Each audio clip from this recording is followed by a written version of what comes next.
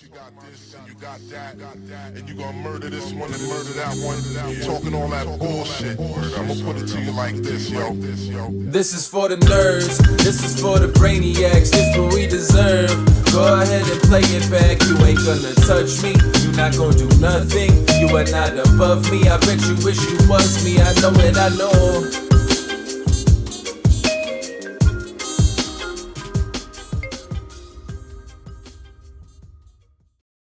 What is poppin', everybody? And welcome back to another special episode of the Only Friends podcast. Well, you know, it's me and my only friends, which includes, but is not limited to, Landon. How you doing, you fucking egg-drinking motherfucker? What the fuck were you doing this morning? Egg whites and syrup. Yeah, all right, That's so the listen, way. I walk what's into wrong the with that? kitchen. Egg whites and syrup. But not cooked egg whites. They're just from the Raw egg whites. They're just from like the Sprouts Oh, carton. like in the carton. Bro, I walk Matt into agrees the it's kitchen. fine. No. I walk Totally into the fine. kitchen today. This man has a container of egg whites. Okay.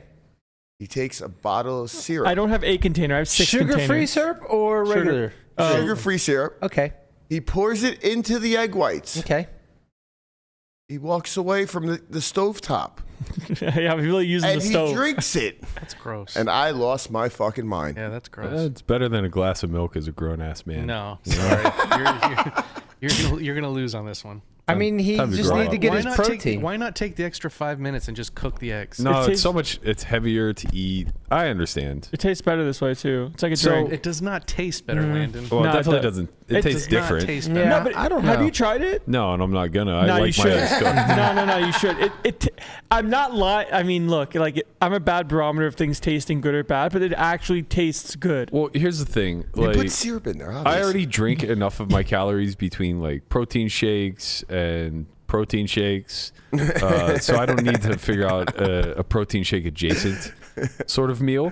My question is, every day for the summer, I ordered 10 egg whites scrambled with a side of white rice. Sometimes I saw yellow in there, bro. Can you explain the They egg don't white? always do a Why great why not the yolks? Just calories. Yeah. But isn't the yolks where all the nutrients are? Well, that's where all the fat is. Definitely all the fat. Yeah, for sure. Yeah, so just I mean, like, But Basically, that's where the one egg nutrients are too, right? well, I mean, there's nutrients in the whole egg, but yeah, like the yolk will be more dense to. I'm not eating fucking eggs to get Nutrients. vitamin C. I'm not sweating that. I'm on a caloric deficit He's here, got Lamanna. he's got his pill cabinet, bro. I care about fucking protein and protein only. But like an egg white is like 3 grams of protein, an egg yolk is like 4, and a total egg is like 7. So it's but the difference is that an egg white is only like 15 calories or Right. something like Yeah, that. yeah. Where a There's total no fat in in it. It's the- pure Right. protein. Yeah, in the where a full Sprouts egg is like container, 70. it's there's 25 servings of 3 tablespoons, 25 calories each. So there's 500 calories in the whole carton. Okay. But there's 5 grams of protein. So that's my question. When I order 10 egg whites, obviously, I'm just throwing a number at them. I get a different serving every single fucking course. day. you just get a What mountain do you- of eggs. so They're what do you say? obviously You say- pouring it out of the. I say 10 scrambled egg whites and a side of white rice. Yeah. So they're obviously. First of all, this meal What's the white rice for? to mix with the eggs. But like just because? I Because like mean, there's you need there's some calories carbs? there. There's Looking for some carbs? Carbs are totally Yeah, that's fine. amazing. Yeah, I saw that and I was like, There's nothing wrong I was with like, some those carbs. eggs look a little white to me, and That's I was like, eating 'cause on I all just didn't think stages you right would there. just eat egg whites. I but- caught him in the wild there. My question is, so I think like the whole meal, if I'm getting somewhere around what I'm ordering, the rice is about 300 calories. The eggs are probably about 3 to 4. My question is, obviously they're just pouring it out of the carton, similar Right. to what you have. Salt or no salt? Salt. What, Okay. what kind of question is that? Summertime, bro. You need to retain water. I always need to retain water. you're eating. You're fruit? asking how do they like? What do you think they give measure- me? Do you think they just give me the whole carton? Do you think they give me 3/4 of it? So I Half. guess if you looked at the carton, the serving size would be 3 whatever, tablespoons. and that would be equivalent to 1 egg. that I don't know. I really don't know. I How don't many know grams of either. protein in the whole I gotta carton? say that. Oh There's- yeah, that's how you could figure it out. Well, there's 5 grams per serving, and there's 25, and there's Okay, 20 so- servings, so 100 grams. one serving is probably like 2 egg whites. There you go. And there's 25 servings. Yeah, in the two carton? eggs. Yeah, 2 egg whites is 50? about right. That makes sense. Okay, so they're giving me like 20% of the carton. That's not. You think enough. they make eggs with That's like not yolks only? Like how they do the egg whites? It's just No. probably not, right? No, probably not. So where do they go? I don't know. Garbage. That would be sad. Womp womp. So you should just tell them. Don't tell them you want this many egg whites. Tell them you want this The carton. Yeah, I want No, half no, the no. carton. Right. The full carton. I do not need them to send me any more. I'm getting a copious amount of egg whites. You said it wasn't enough. A plethora. if you Shut will. up. No. I didn't say it wasn't enough. I said Cornucopia. I'm curious how much of the carton they choose to be 10 eggs. An accoutrement. It's a mound. A Right. mound is like the best way to describe it. Yeah, It's just I saw the picture. Accoutrement. a shapely little Mhm. dish, if you will. It's like that picture of Tony Montana with all the Coke in front of him, except it's you That's with right, egg just- whites. It's all over your nose and so your face.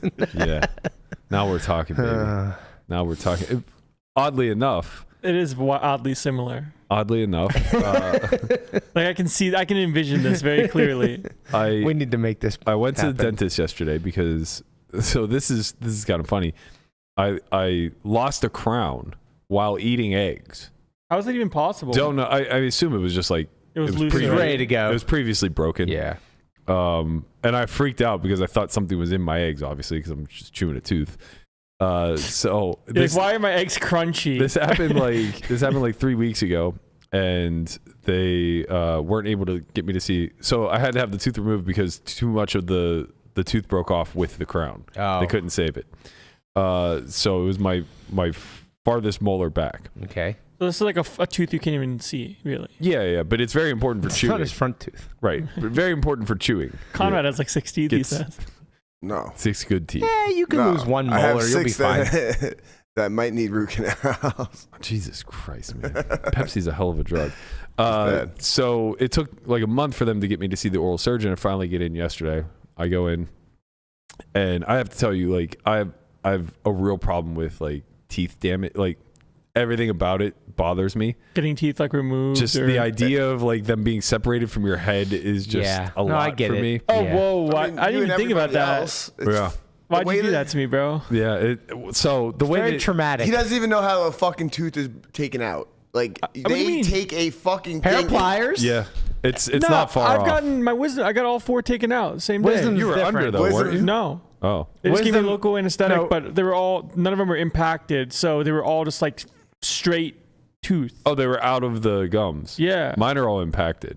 Yeah, mine weren't impacted. So yours is worse. Oddly enough, where they took this tooth out is right. It's the molar that touches your wisdom teeth, and now I can feel like the outline of the wisdom tooth in my gums.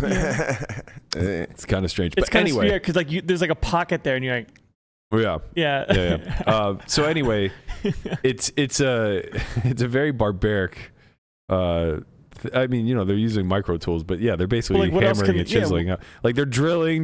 They drill out the center or whatever. They hammer it a little bit to loosen it up, and then they just go in basically with like some pliers, and you can feel them like You hear the crunch. They're like- tugging away. like yeah. he starts moving it like You're bringing back memories, bro. I know? just hear the. yeah. He's just like really trying to wiggle the root loose Yeah. and get it out there. So it wasn't pleasant. Shockingly, no pain though. Yeah. I have no pain now. I had no pain yesterday. I had like pain the first day and a half of But- just like after the fact. Here's where the irony comes. You want my yolks? That's unbelievable. Here's where the irony Well comes done. in. They're like, okay, so we're gonna need you to eat like soft foods for the next few weeks to ensure that you don't break this up. They're like ice cream, macaroni and cheese, eggs, and I go, don't worry, I got this.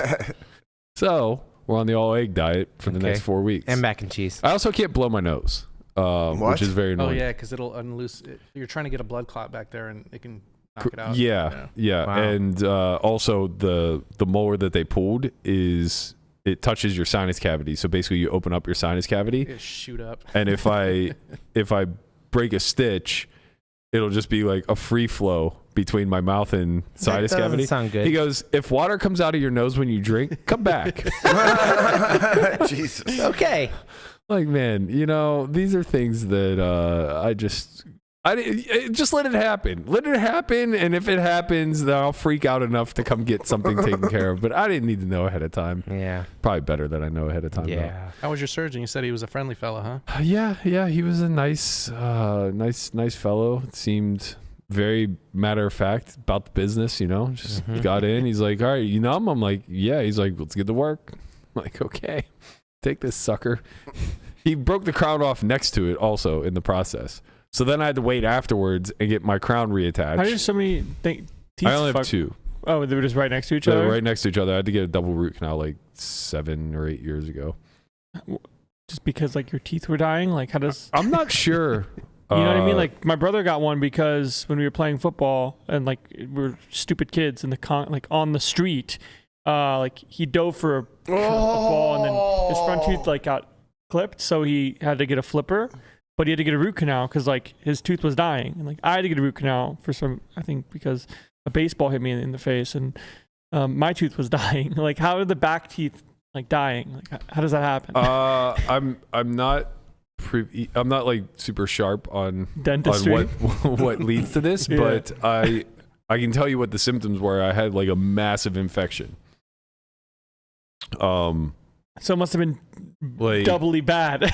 They're right next to each other. Let me see if I can find. There's this picture on Facebook. I went to the Pirates Cardinals NLCS game, and I got on ESPN, and my face was just like swollen like a softball From an infection. So I had like a terrible infection in both teeth, and I don't know what was causing it, but it's similar to like the problem that Conrad seems to have. Conrad versus sugar. And when I went in, No sugar. When I went in, they were just like, yeah, we have to do like a double root canal because you have this like massive infection. I was like, okay, seems fine. Oh, there was no pain with that either. Like everybody says like root canals are the worst thing. I don't get it. It was such a breeze and such a relief because I was in so much pain from the actual infection itself. It's probably more just like the mental fear, right? Like fear of needles. Like I was terrified of needles as a kid. But then like after the fact, I got blood drawn when I was like a teenager and I started laughing hysterically. I just couldn't take it. Do you still have all your wisdom teeth, Landon? No, I got them all taken out. Oh, okay, yeah. I wasn't sure if it was quote unquote a scam or not. So I talked to a friend of mine that just graduated from like dentistry school. Is it anyways? Dental school. He was like, nah, yeah, nice. He's like, nah, it's not a scam. It's like kind of real. So I said, okay, sure. I've heard scam too. Yeah. My mom was like, why would you get them taken out? Scam. Like, what's going on here? Like, I was like, I don't know. I mean, it seemed like reasonable. You need to have enough. a good dentist, like a good mechanic, right? Because they can both like rip you off. Yeah, you need one in the family. I just assumed I got a guy. I assumed like my guy Andy that like he was I know him from being in Jeremiah's stable. He was playing poker, but then also Wait, wanted Andy to the dentist? Not Andy, not that one. Not the one that I played with? No. Okay. Well, Korean probably chick? not. It might, maybe it was. You're saying it's not Andy. the same guy, but like his name is Andy. He's Korean and he is a dentist. Hang on. And he's young. I'll send you. Yeah, this kid's young. I'll send you a picture of him. Oh man, Andy, if it's you gotta let me know. But He's out but there watching. he was, I'll tell you what. If it's him, he's a fucking maniac. he's playing good sizes. Yeah, he plays okay sizes. He just plays 100% VPIP. Yeah. Yeah, like that wouldn't be him, but it might be him. You But know, it might be him. he might be trying to find a way to stay in the game. But he was telling me, yeah, He it's not a was the scam. game. Yeah, he was the game. He was saying, yeah, not a scam. So I got that done, and I didn't have impacted ones. Like Melissa said, hers were like all impacted, and it was like the most painful thing. Sounds Wait, awful. is it being impacted like somehow better or worse? Worse. Yeah, impacted is like it's your teeth are like not like there's like damage to it. Mine were just like. Wait, what do you it's mean? not- I just it's thought not- it didn't come through the gums. It's not breaching the gum. Like, Yeah. in order for them to get to it, they gotta like cut you open. They do have to but cut like it. you don't have to get it removed, right? Some people have to get them removed. Some like don't. I guess. I think it's scam. Scam FC. I mean, I've If never If it had starts to problems. crowd your front teeth, then they gotta go. All right, I'm sending you a picture of Andy. You tell me if this is him. He's obviously the Korean one. There's two people in the picture. There's two people in the. No, it's not. That's not him. Okay, well, that guy claims he's a dentist. I don't believe him one fucking bit. That's not him, bro. Andy legit said, like, I'm taking a break from poker or, like, studying or whatever to focus on dental school. That's not him. That guy definitely, I'm telling you, he's not a dentist. He's a maniac. He's a dentist the same way that Yang is a race car driver. Exactly. Exactly. Now you understand. Yeah, I was like, dude, because he showed me this before. I'm like, there's no way that's Andy. I know Andy, and that's not him. Oh, I did show you the picture before? I don't know if it was the exact same one, but okay, fair. If I would have known if he was in the mix, but all right, I'm trying to find this picture of me at the Pirate game, but I can't seem to find it, so we'll just move on with life. Want to let everybody know that we have a big event coming up. By we, I mean myself, Landon, and the entire Above the Felt team, partnering with the Venetian for their grand opening this August through September in their new poker room. Sorry, which is going to be above the old one in the shop area. So it's going to start with a massive meetup game featuring a lot of us from Above the Felt: myself, Landon, Farah, Osmus, Maria Konnikova, Kerstetter, Jamin, and Tom will be there as well.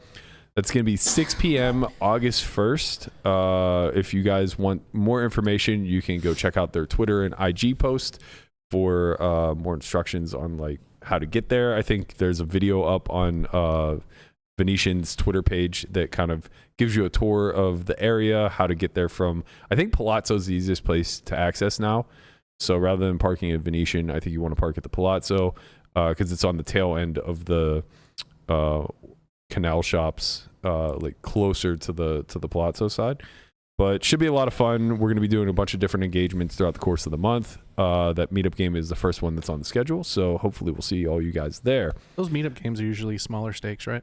Oh man, they start off that way. Yeah, they're meant to be. They're meant to be. They are that way. It just depends on how much you want to open pre and how much money you have behind. Yeah, that's pretty much it. The answer is yes. They're smaller, as far as the blinds go. If you want them to be, like if you want to sit with 300 at 1-3, you have 100. If you want it to 100x, it's up to you, man. It's true. You know, it's just like for poker. These are no cap games, huh?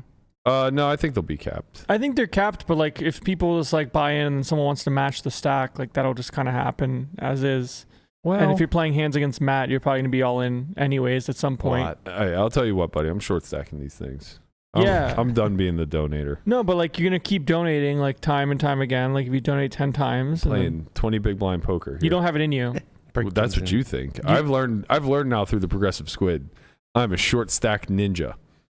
Maybe. You hate those people that do that. I do. You won't be that person. I was that person. You can't be the guy that's advertised as the big bet fella to sit with 20 bigs, as ironically funny as it might be. I will say, with the progressive squid, I'm not so sure that there's a whole lot of room for like a lot of post flop. Like we were sitting. Well, that's not true. I think I'm going on a slight tangent here, but I think the thing with progressive squid is that stacks across the board never get deep enough to the point where most pots aren't played all in prior to turn or river. And the reason is because people are getting stacked frequently and there's like no strategic incentive to reload for a lot of money. So it's like... Yeah, less money the better.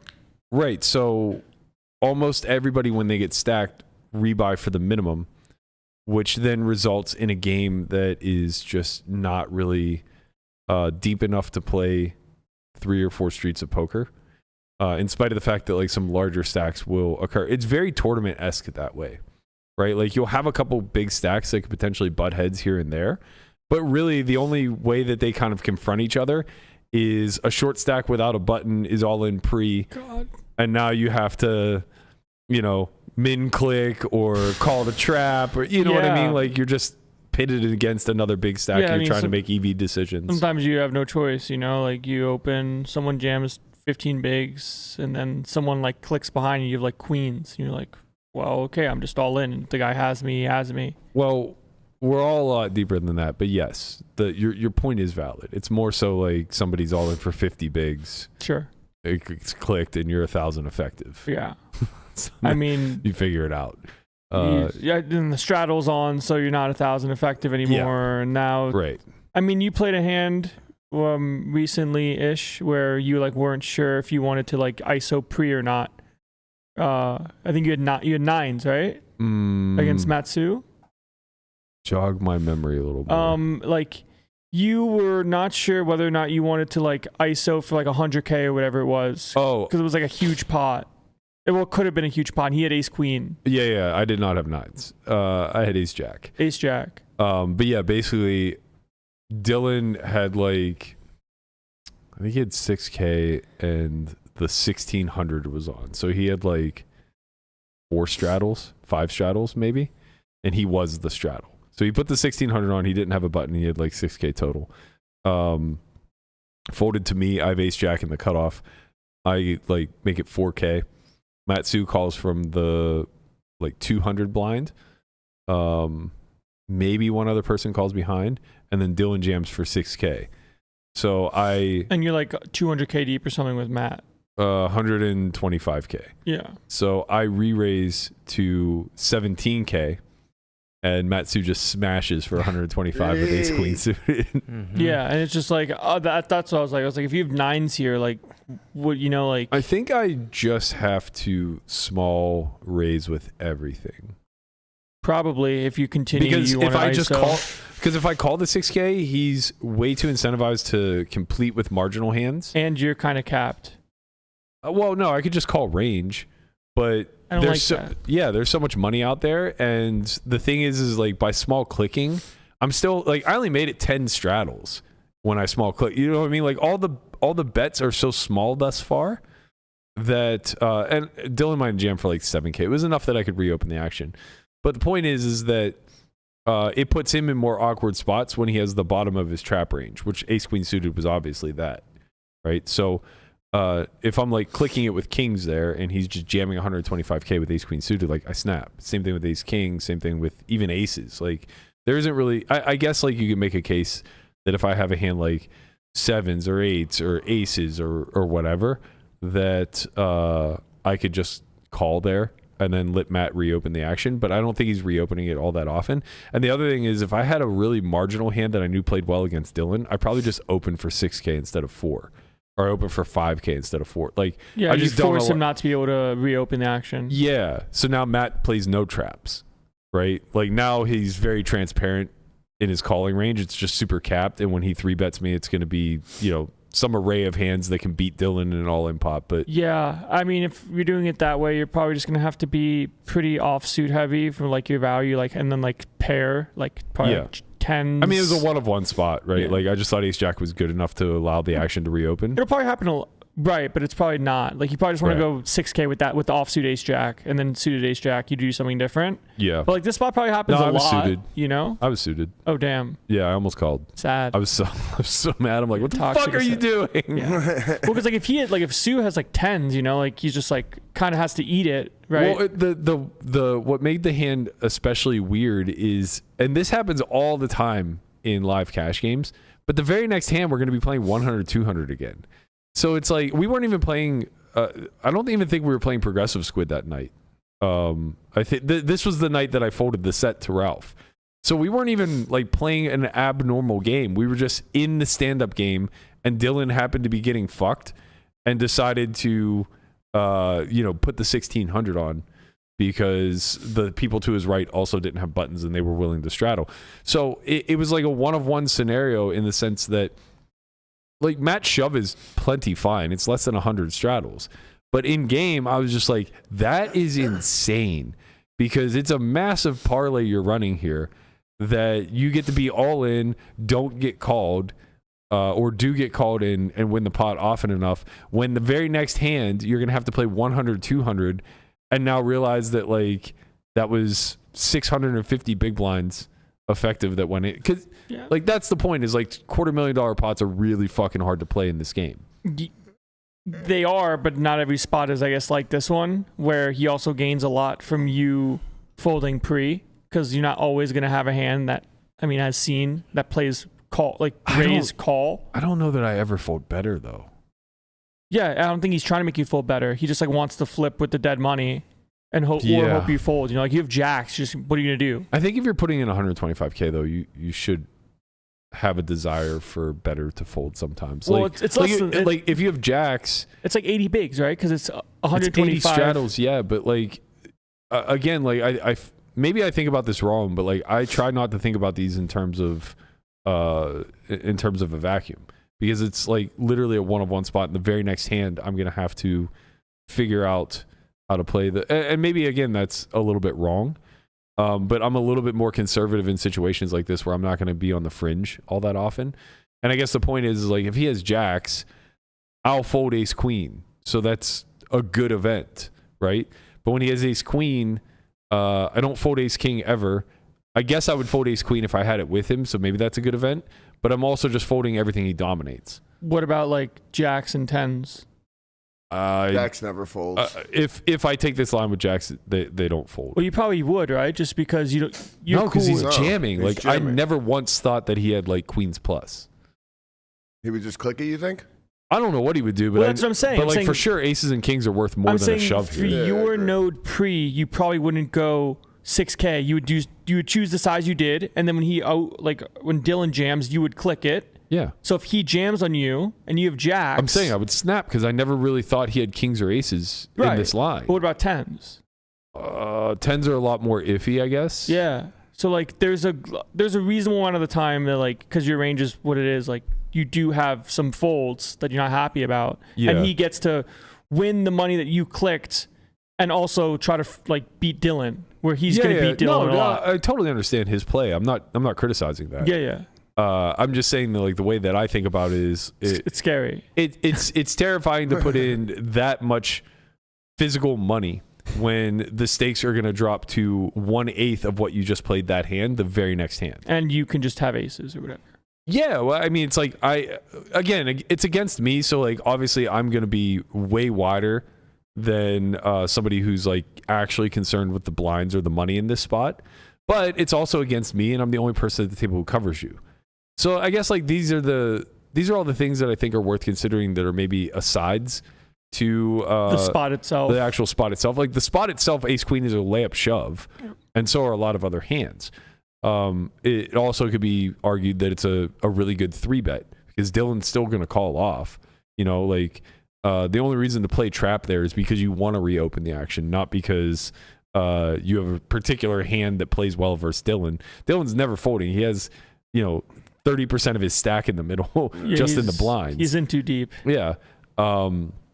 So I think that I think ultimately, like, I do think of, I don't want to say risk premiums. Maybe that's not the right word, but I think of the utility of making money in the game and how much this spot is worth dollar-wise compared to the next 100 hands that I play at 1/8 of the stakes, right? So I would be a little bit more risk averse in Matt Su's spot, especially because if I'm in Matt Su's spot, I'm not playing against me, right? So like I think against me, it's certainly a better play. I definitely have like a lot of king queen, ace jack, hands of that nature there. Like eights. You're like, okay, like Sue's probably going to fall behind. Yeah, If you're not thinking about the not reopen I strategy. in the was first thinking place. about that in game for what it's worth, Yeah. but I also had ace jack, Which so was that good enough. triggered me to think about it. If I have 2 8s, maybe I take the same approach. Maybe I don't. It's difficult to say, I guess. Yeah. But yeah, that was one of the highlight games I would say that we played. Since we breached the topic, let's get into this first talking point, I guess, or the title talking point, which was the Summer of Swings. It was a fucking wild one, man. It was wild. Last summer I thought that I absolutely smashed. I was positive that I just had a huge summer because I felt like every day I showed up, I was just winning. But the end of the summer always ends the same way, which is playing higher. And last summer, I think I got like 2 or 3 sessions in where we were playing 1, 2, 4. And I got absolutely whacked. And when I looked back at the start of this summer as to how I had done, I won 70K for the entire summer. But there were points where I was up 700. Jesus. So like my memory wasn't terrible. I I had like this stretch where I couldn't lose, and but You blocked out the times where you did get crushed. well, specifically, I lost like repress those memories. Specifically, I lost like 450 over the last 3 sessions last year. So it came and went very quickly. And this year I paid a lot closer attention to it because I also remember there were other players in the game where like literally week 1 they were winning 1 million, which is an insane number. Like it's hard to go on an upswing that big in that game. And by summer's end they were losing. So it's like, okay. That's a swing. It's fucking swingy. That's insane. Right? It is swingy. So I was like, I'm going to pay a little bit closer attention this year. I'm going to, track a little bit better. And, it didn't take long. Very first night, May 28th, day 1 of the summer, I put up a new high score in the room. My first 200K win. Nice. Which is... That's crazy. That's fucking insane. That's your first 200K win, and then you had fucking swung the pendulum from... Summer special, man. It doesn't make any sense. Summer, how long have you been playing that game? I think I have like somewhere in the neighborhood of 350 sessions. That's insane. So like 2,000 hours, give or take. It took 2,500 hours. Yeah, it took like 300 sessions for you to fucking have a 200K win. Well, that's a lot of big blinds, though. The crazy part is that within the last month or 2 months, he's had like 3 or 4 now. Both ways. Yeah, I mean, he's had 200K losing sessions there. Well, the before, game's right? played bigger this summer, right? Well, it's 100, 200 instead of 100, 100. Yeah, plus straddles. So what are the effective stacks usually? It's hard to say. Probably. It's very hard to say. At the ends, at the tails, it's like 2 or 3 people over 100K, and then one. That's why to me, when you say that 200K being your new high, doesn't seem to me that high if people are sitting super deep, like you won 1 or 2 buy-ins, right?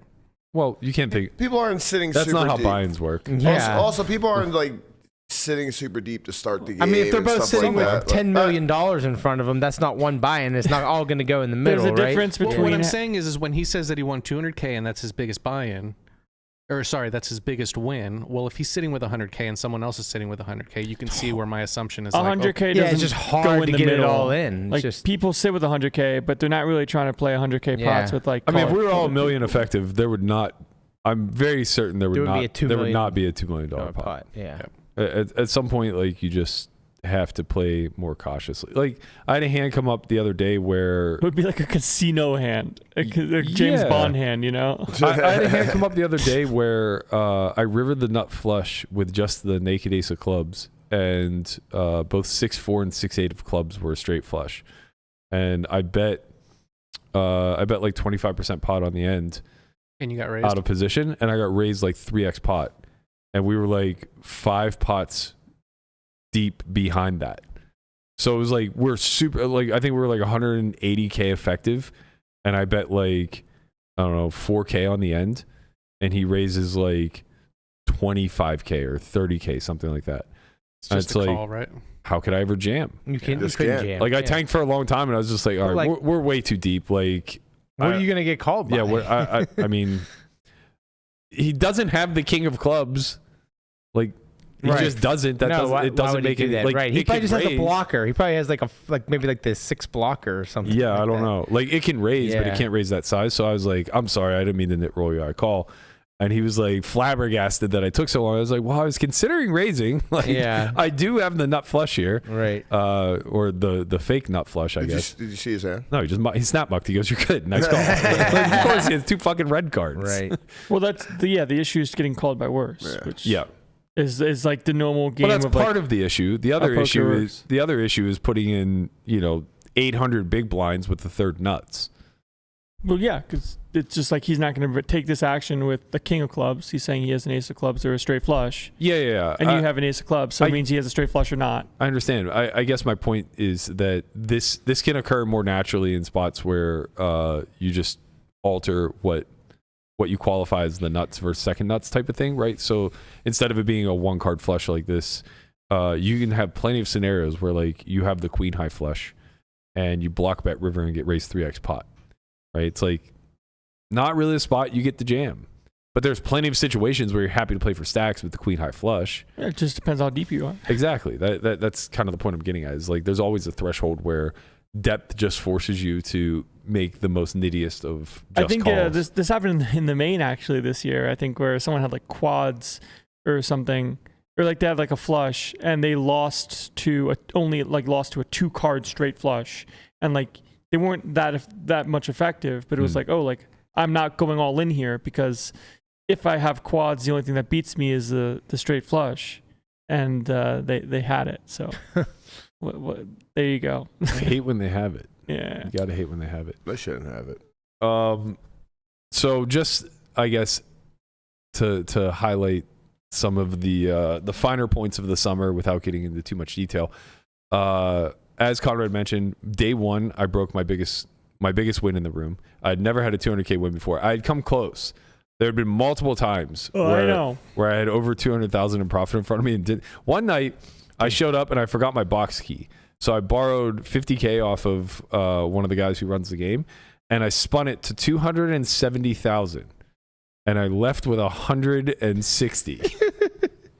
It was a remarkable rise and fall.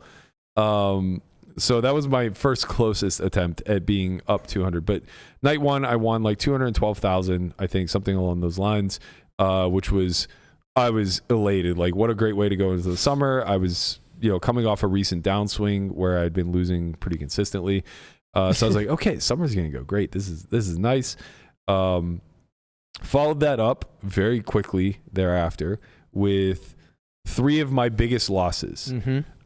Which prior, my biggest loss was the summer before in the 1-2-4 game. I lost 165. Shot right past that. I lost 185, 212, and then I shattered it at the end of the summer playing the progressive squid at minus 325. So you went from being up 200 to being down like 4, 5? I think at peak for summer, I was up like 350. And then peak low, I was down 400, which was wild swings. So yeah, going into the final weekend, I was up like 125K. Then I lose 325K in one night to put me minus 200. Then the following night, I hit my new all-time high win at 235. There you go. You're up 35K. Yeah. Summer's over, baby. Hey. So effectively a break-even summer. Did just about the same as last year. What's a number that if they told you you're gonna get this much money for the summer, like take it or leave it? If you just 5,000. Yeah, he knows his ROI. It's fucking 5,000. Yeah. He just never show up again. do I have to go or not? No, you don't have to They're go. just like we're gonna give you this much money and you don't get to play for the summer. Oh. Yeah. Like the main. Like the main event thing, yeah. Right. Sorry, right. it's 3,500. 35,000 sounds about right. Wait, how long was the summer? 8 weeks? Okay, so I played the summer is 50 total days. In those days, I played 51 sessions. Now, the reason why it's more than 50 is because often I would start in the 1-1 game and then move into the 100-200 game. Yeah. So unique days played was 43.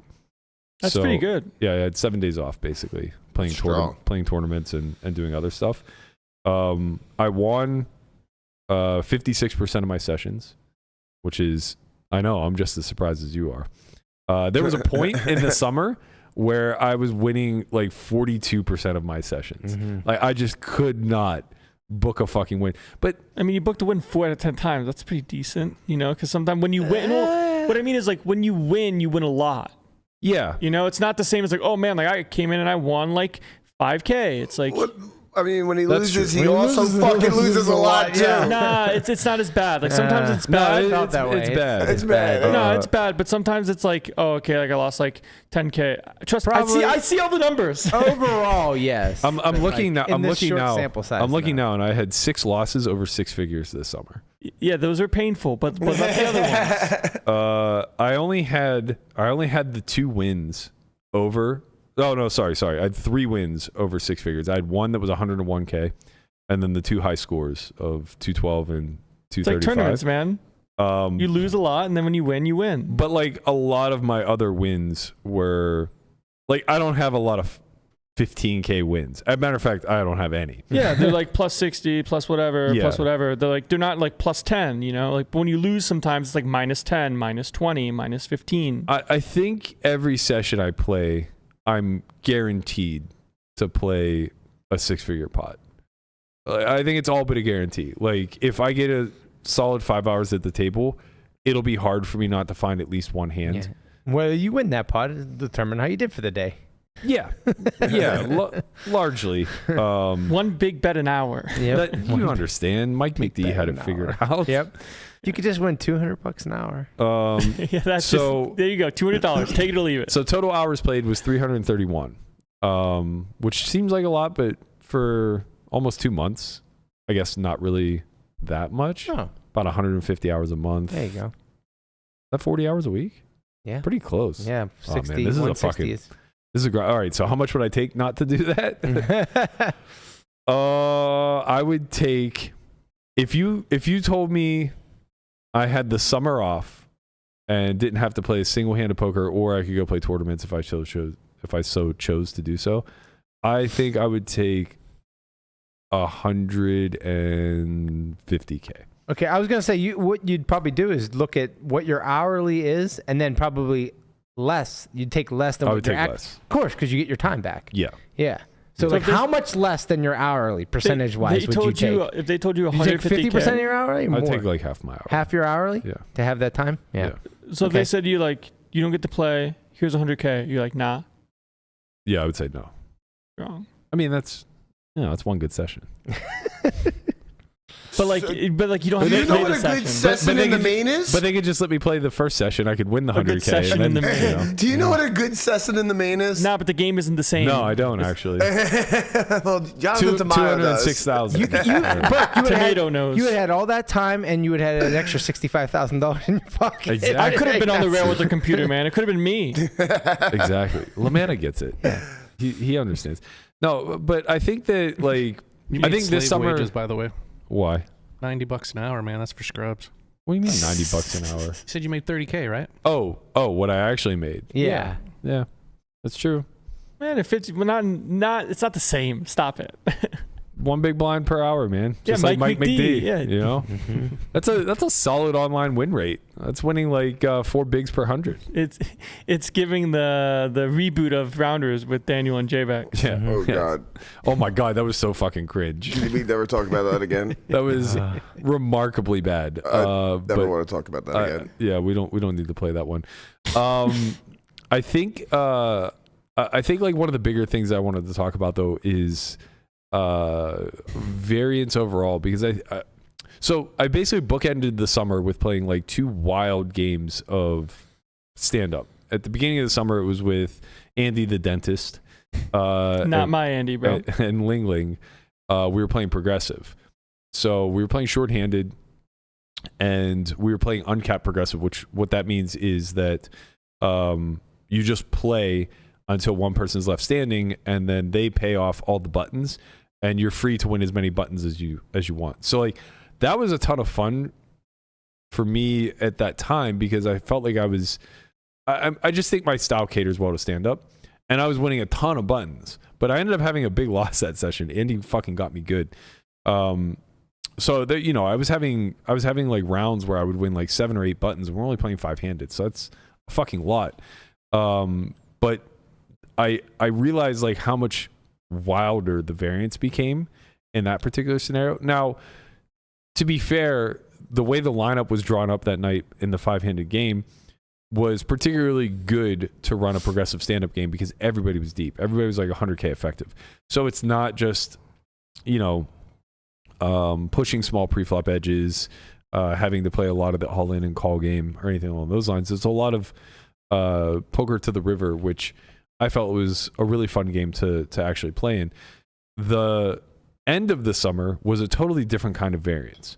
We're playing, and I'll ask you guys what your opinion on this is, but we were playing 100, 200. The 400 was sometimes on, depending on who was standing, who was sitting.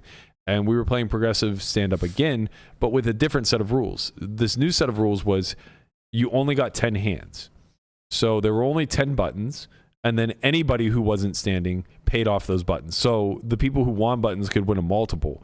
There was one round where we kept 5 people standing. That's fucking great. It was sick. You got 5x on your buttons. Oh my God, I love that so much. So this is what I was talking about when we had this conversation the other day. It's so like, rare. I understand, but these are like dream scenarios that are just like really cool for the game. And like, yeah, it was really rare. I had 4 buttons, Young had 5, and Knock had 1. So I was getting 2K times 5. I got 10K. Oh, so they each pay you 2K per button. They each pay you 500, See, in my mind, 500 per button. I thought the buttons were all worth something, and then they all split it. No. I was having Oh, trouble conceptualizing. You get a this as well. multiple. Right. that's why it's so fucking cool. It's max paying toward it could be everybody. Yeah. Well, so what? I mean, Or a you're couple. incentivized to keep as many people standing as possible. You are, Yes. but then what ends up? So here's the difference, right? Whenever the stand-up is, when the stand-up structure is such that the incentives align to avoid a penalty, it creates action, right? But there's a divide where the people standing are forced to play incredibly loose and basically pay a heavy tax for standing, and the people sitting are able to curate a strategy that exploits that to whatever ability they want. They can play tight, they can play normal, they can play a little bit looser. But the point is they know they're up against a collection of people who are forced to play wider. When you shift the incentives to both heavily being incentivized to win pots, this weird collision takes place that kind of harms the nature of post-flop play, if you will. So what ends up happening is you're heavily incentivized to win buttons and deny the people sitting because it creates a multiple, right? It's not even that you care that much about winning the extra buttons. You just want to deny. You want to keep as many people standing as possible. Correct, Yeah. because even if you only have one button, you're going to get a multiple on that button. Right. You want 5 people standing instead of 3 because you're going to get that much. Exactly. Right.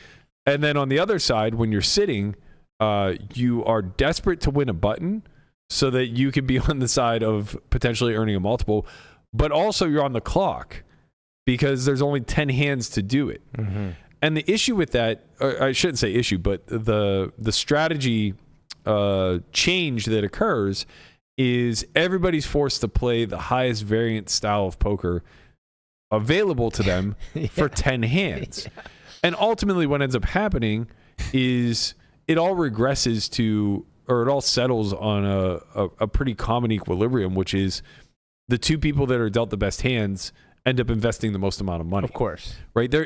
I think people perceive it to be an action-driven game where it's like, okay, everybody's going to see a lot of flops, turns, and rivers. And then once we get to showdown, it's going to be a game of chicken. It's just more people putting in money pre-flop, and then Everything gets front-loaded. Yeah, Everything gets front-loaded. The opening size is like 10x.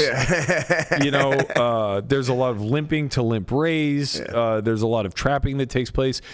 What ultimately ends up occurring is that everybody's top of range quadruples in value, or maybe even more so. And it just gets in. And then when you run into it, you're just fucked. And then but on the other side, if you're lucky enough to just be the one who got dealt a slightly better hand than somebody else, you make all the money. Right. So truthfully, it's a really great game as far as like neutralizing skill edges go. It's not that there's no skill edge there. Of course there is. Right, of course. It's just way more minimal than Card distribution matters a ton. Yeah, the skill edge is way more minimal than in a lower variance version of like just the most traditional version, which is normal stand-up. Yeah, there's Right. no answers to like what raise size you should be using, if you should be raising at all versus trying to play limp raise versus trying to play like limp jam. Every position probably has a different strategy, and it probably has to do with stack distribution. It's very ICM similar that way, where your strategy may vary seat by seat, position by position, stack depth by stack depth. You know what I mean? All these things. But you don't make money by folding in this case, though. Correct. And the bigger point is that it's heavily pre-flop based, right? The way normal strategies are conveyed, or the way that a normal equilibrium works in poker, is that folding is worth 0. Therefore, what we want to try to create is a level of indifference at the fold node, right? So ultimately, we have bluffs to support our value. And basically, if we break even through our bluffing strategy, what will happen then is our value will be paid appropriately and it will still be worth what it's worth. All that goes off the rails when folding is now worth negative big blinds. Yeah, There is no indifference at the fold node any longer. It's going to be like at the call or raise node or the all-in node, or it's difficult to kind of grasp. But the point is that now strategies are no longer supported by bluffs because they're unnecessary. They're just losing money. It's just a matter of, are they losing more than folding? That's the only real question. Like, that's where the point of indifference comes from. So ultimately what ends up happening is everybody's value is now supported by the structure of the game. And in the near term, nits are heavily rewarded in this game, right? Because they are just going to be pushing equity when they're investing money, but they get punished by the multiplier, right? So if they're not winning, it gets corrected a bit because of variance, right? Like, it's very hard to get a top 5% hand. It's very hard to overperform in this particular game, right? Unless like you're in a super great, like say my button is against 2 weak passive overfolders who don't understand the structure of the game. Okay, now I'm more likely to have a button my unfair share, but that's not very common, and people were pretty up on the incentives of the game pretty quickly. So it ends up just being like wild variance. Similar to like short stack PLO games. A lot of private PLO games will start you with like 25 big blinds and just have everybody just be all in, for the first couple hours. So I think like that was kind of my biggest takeaway, was that not just like better comprehending short-term variance, but more so like where I and my strategy kind of fit in the middle of all this. Like, I realized that my presence in a lot of these games is the stand-up game. Like, I am the structure that props up everybody else's value, if that makes sense, right? And I'm the one who's like redistributing money all amongst the table. I'm facilitating enough action and variance that people are interested now, but I'm not as like, my ability in the game is not nearly as impactful as like the capped progressive stand-up game would be, right? Like, that's the ultimate extreme, I think. But a question came up while we were playing, and I'm curious what your guys' take on this would be. 8 players, I would say 4 of them have less than 40K in front of them, 2 of which have 20K or less, right? So average stack is probably somewhere in the neighborhood of 40 to 50. But there's 3 of us who have over 100K. A lot of all-ins, of course. A lot of money exchanging hands. Tons of swings in the neighborhood of 20 to 60K, one direction or the other. We're playing 100, 200 blinds. What blind equivalent do you think this game is playing like? Ooh. Big as fuck. Like, how many, like, what do I think the average big blinds in this game is? Yeah. It's like, because it plays like a tournament almost, right? Sort of. It ends up being, so it's probably plays like, honestly, something like 1,200, 2,400. Interesting. What do you guys think? I don't think that big, but I think like my take is like in theory, I would imagine that like there's no, call it future game of how much money is worth, right? Everyone just has infinite money. They just have the stacks they have. Yeah, for sure. So like the bigger stacks are probably going to be all in, like a lot, trying to not pay a penalty in the progressive capped, right? Because paying the penalty can be worth a lot. Yes. Well, it's but capped not... out. It's capped out, actually. Like, the winners get more rewarded than the losers. It's 5K. It's always right? 5K. Yeah, it's always if you're 5K standing when it ends, you owe 5K. You owe 5K. Yeah. Yeah. The winners so are the ones that get the somebody multiple. can lose is The only amount somebody can lose is 5K. Yes. No, I'm saying if they lose every hand, they lose 50K. No. They one round is $5,000 to anybody standing. right. Oh, I see. Yeah. There's 10 buttons I thought it was distributed 5K each. per button. I was like, Jesus. No, 500 per button. Got it. 500 So the per most you can lose is 5K. Right. I understand. I thought it was okay. But that would be insane. I was like, you guys are nuts, and Yeah. the fact that you don't sell No, that would be insane. Nuts. Okay. Anyways, yeah, I want to say the average stack is like with you guys probably like 75 bigs around there. Okay. I think something like this. because like you guys are, I mean, even though the penalty's not as big as I thought it was, you don't want to pay 5K because 5K out of 100K is like just 5% of your stack, which is. I just think the money. Decent Is it an penalty. extra like 500 per hand? So would it be like the right? Because it's like every hand is worth $500. But the game just Effectively. plays so much bigger because of it. Like forget about this. Forget about the game. Like, but it'd be the like a Squid Game. $500 ante. When you say bigger, can you qualify that a bit? I think that money goes in. It's like just total. Just money goes in quicker. Like money goes in a lot pre-flop. So it's just gonna be playing bigger. It's almost like everybody has 20 big blinds, like the shorter stacks, in a way. Well, that would imply that like you never get to the 4-bet node. I mean, okay, you do, but money gets in. That's just the thing. Like I feel like the money just all gets in pre-flop. You've said it. You don't even see flops. But this is You why haven't played short a turn or stacks river. in tournaments have very high win rates, Mhm. right? They just get to pick up a lot of, call it dead money spots, or like they wake up with it after like bet 3-bet or something Right. like along these lines. So it sounds like there's just like the same game you're playing of like it's 100, 200. Yep. With a total ante combined of 500, right? Because in theory, everybody pays a little bit of the dollars, Yep. where But everybody wins the same. Yeah, but that could be worth more, right? Depending on how many people are staying at the end. yeah. Yeah, but I don't think that Not matters. that it doesn't matter, but like it's like a small significant call. Like maybe Well, I don't think it matters because the loss is fixed. So whether it's 1 loser or 6 losers, they still had lost 500 per like hand. you're not going to be all in all the time against someone that has a 100K stack like with you, but like there are instances literally never. there are instances where that might happen. You Yeah, know, like, but they're outliers. you just have good hands, like in tournaments, and you know. And like, the thing is like that still happens at 100, 200 all the time. yeah, you just have good hands that will do that, but you're going to be all in pretty wide against the short stacks. Sure. Yeah.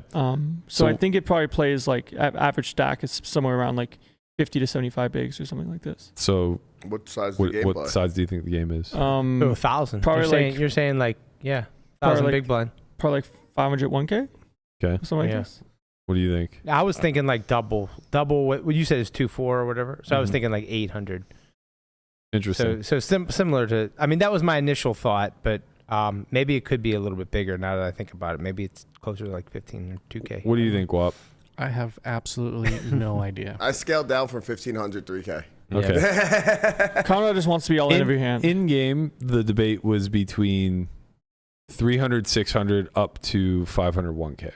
Yeah. So like, I am very much of the opinion that that's all drastically overstated.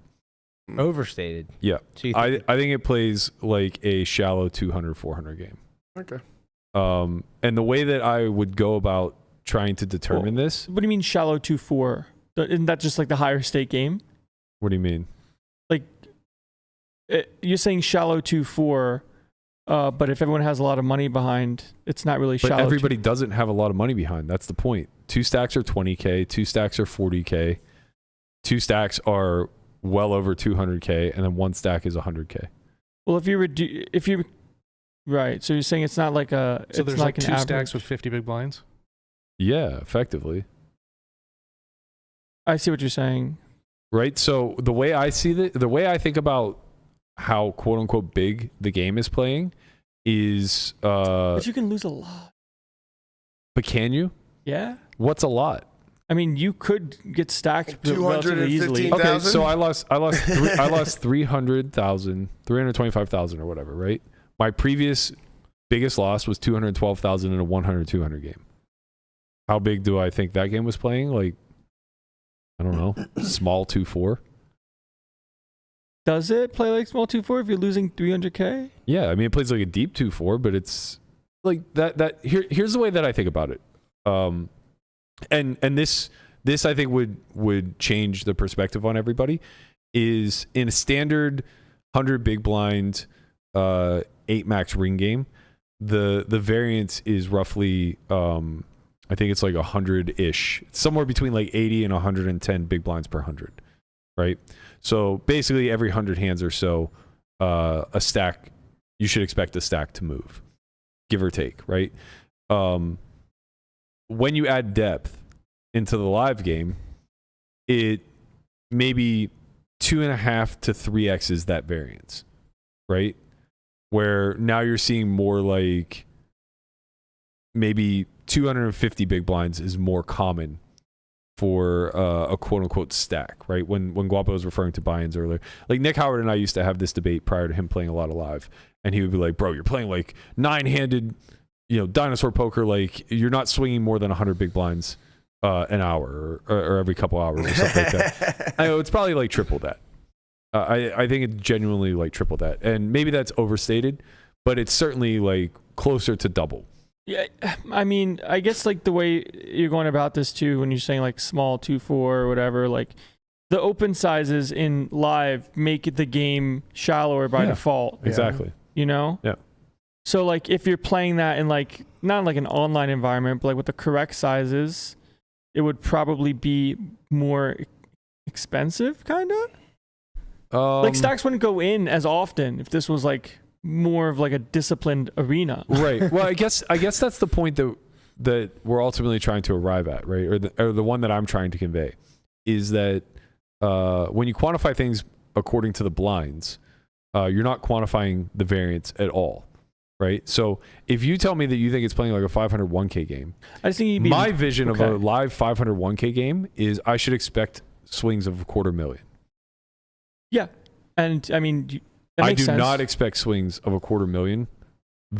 I think that'll be the tails in this particular you lost 300K like the first time you played it. And then that's about the most he's right, gonna it's lose. the tail. Yeah. No, but like the next time you played it, like you won a bunch. Yes, I'm the extreme, and I got to experience the extreme. But like, I don't think that's the average. I think the average swing in this game is gonna be like 60K. Right, like for the people that are in for 30 and 40,000, they're not gonna lose that kind of money. Right. Like I was in for 325 and lost it all the first night. I was in for 20 and won 225 or whatever, 235 the next night. I feel like the question might be like mildly misleading in the sense of the real question is like, how much money do you think you need for a game like this? Well, that was the point that I'm trying to arrive at, is like when you quantify things in big blinds or according to the blind structure, there's some sort of impetus there that what that means, right? So when somebody says it plays like 501k, it's like, okay, yes, I agree. It plays like 501k online.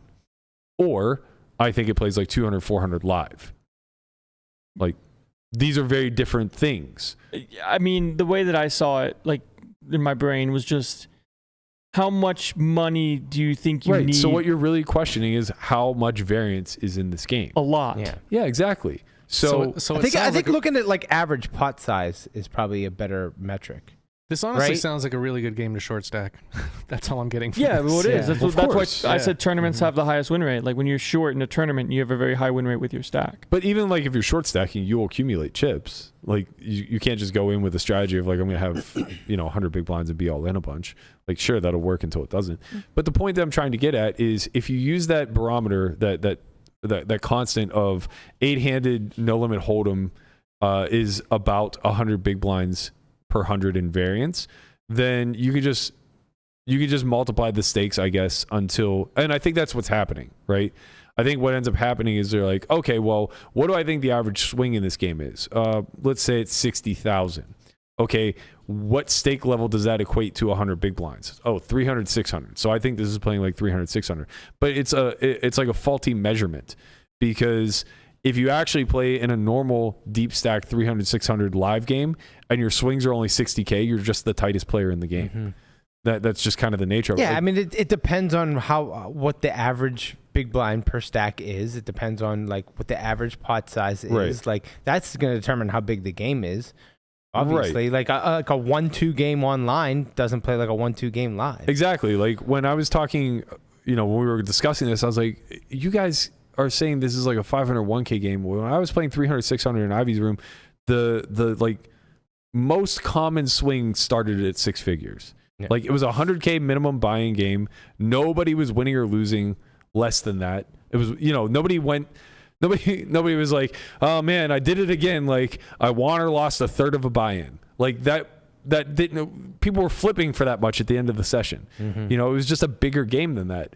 And you could make the argument, oh, well then that 300, 600 game was playing more like 1K, 2K. It's like, okay, but then with the same group or other groups, whatever, I've played 500, 1K and 1K, 2K and 2K, 4, they all just always play multiples larger. It's like, if that's the case, then the argument is kind of just moot to begin with, because our measuring stick is no longer the blinds, right? It's the depth. It's the variance that the game affords.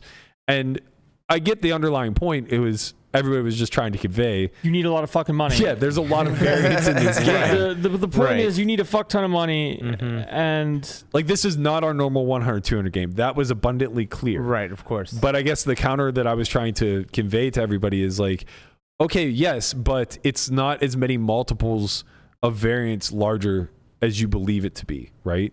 You're just used to being able to kind of like hide in a normal 8-handed if this is game. only going on for 10 hands, or if this is going on for the rest of the session. Oh, it was the rest of the session, but it was resetting every 10 hands. Right. So you just played that throughout. Yeah. If you play that game throughout, though, like that's huge. Like it's gonna be three times plus your game. You know, like every 10 hands is I think just it a just reset depends on. of I think it being depends. all in. I just think it depends on your general strategy towards the normal game, because like You don't get fried for being a nit in the normal game. exactly. That's the biggest different. That's what he's saying. You can hide. So You like can for just- my strategy, it doesn't add nearly as much variance as it would for the person who's the tightest player in the game.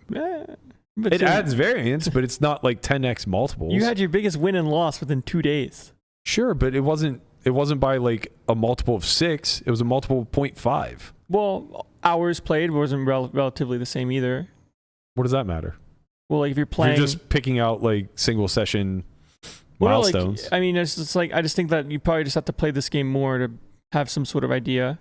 Where like if this just like exists until eternity, you'll probably see some numbers that you will be very happy or very sad. I think the opposite happens. I think that there's a regression to the mean the more people play it, right? I think with any game, people test the boundaries at the beginning. Like they're either way too tight or way too loose.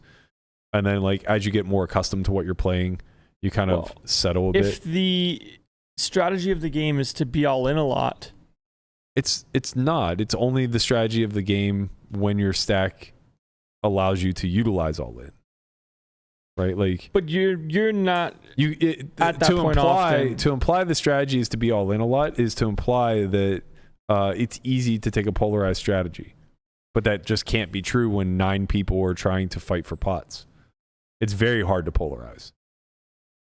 Do you think that a shallower stack probably has higher variance in this game? Like someone that sits with 30K? Because they're going to have to be all in a lot. Where for you, you're not as all in as often. Like you're calling the all in, but you're not like rebuying 100K shells. That doesn't matter. Still the same amount of big blinds and variance. The shallower stack can't be all in. Well, they are all in more post.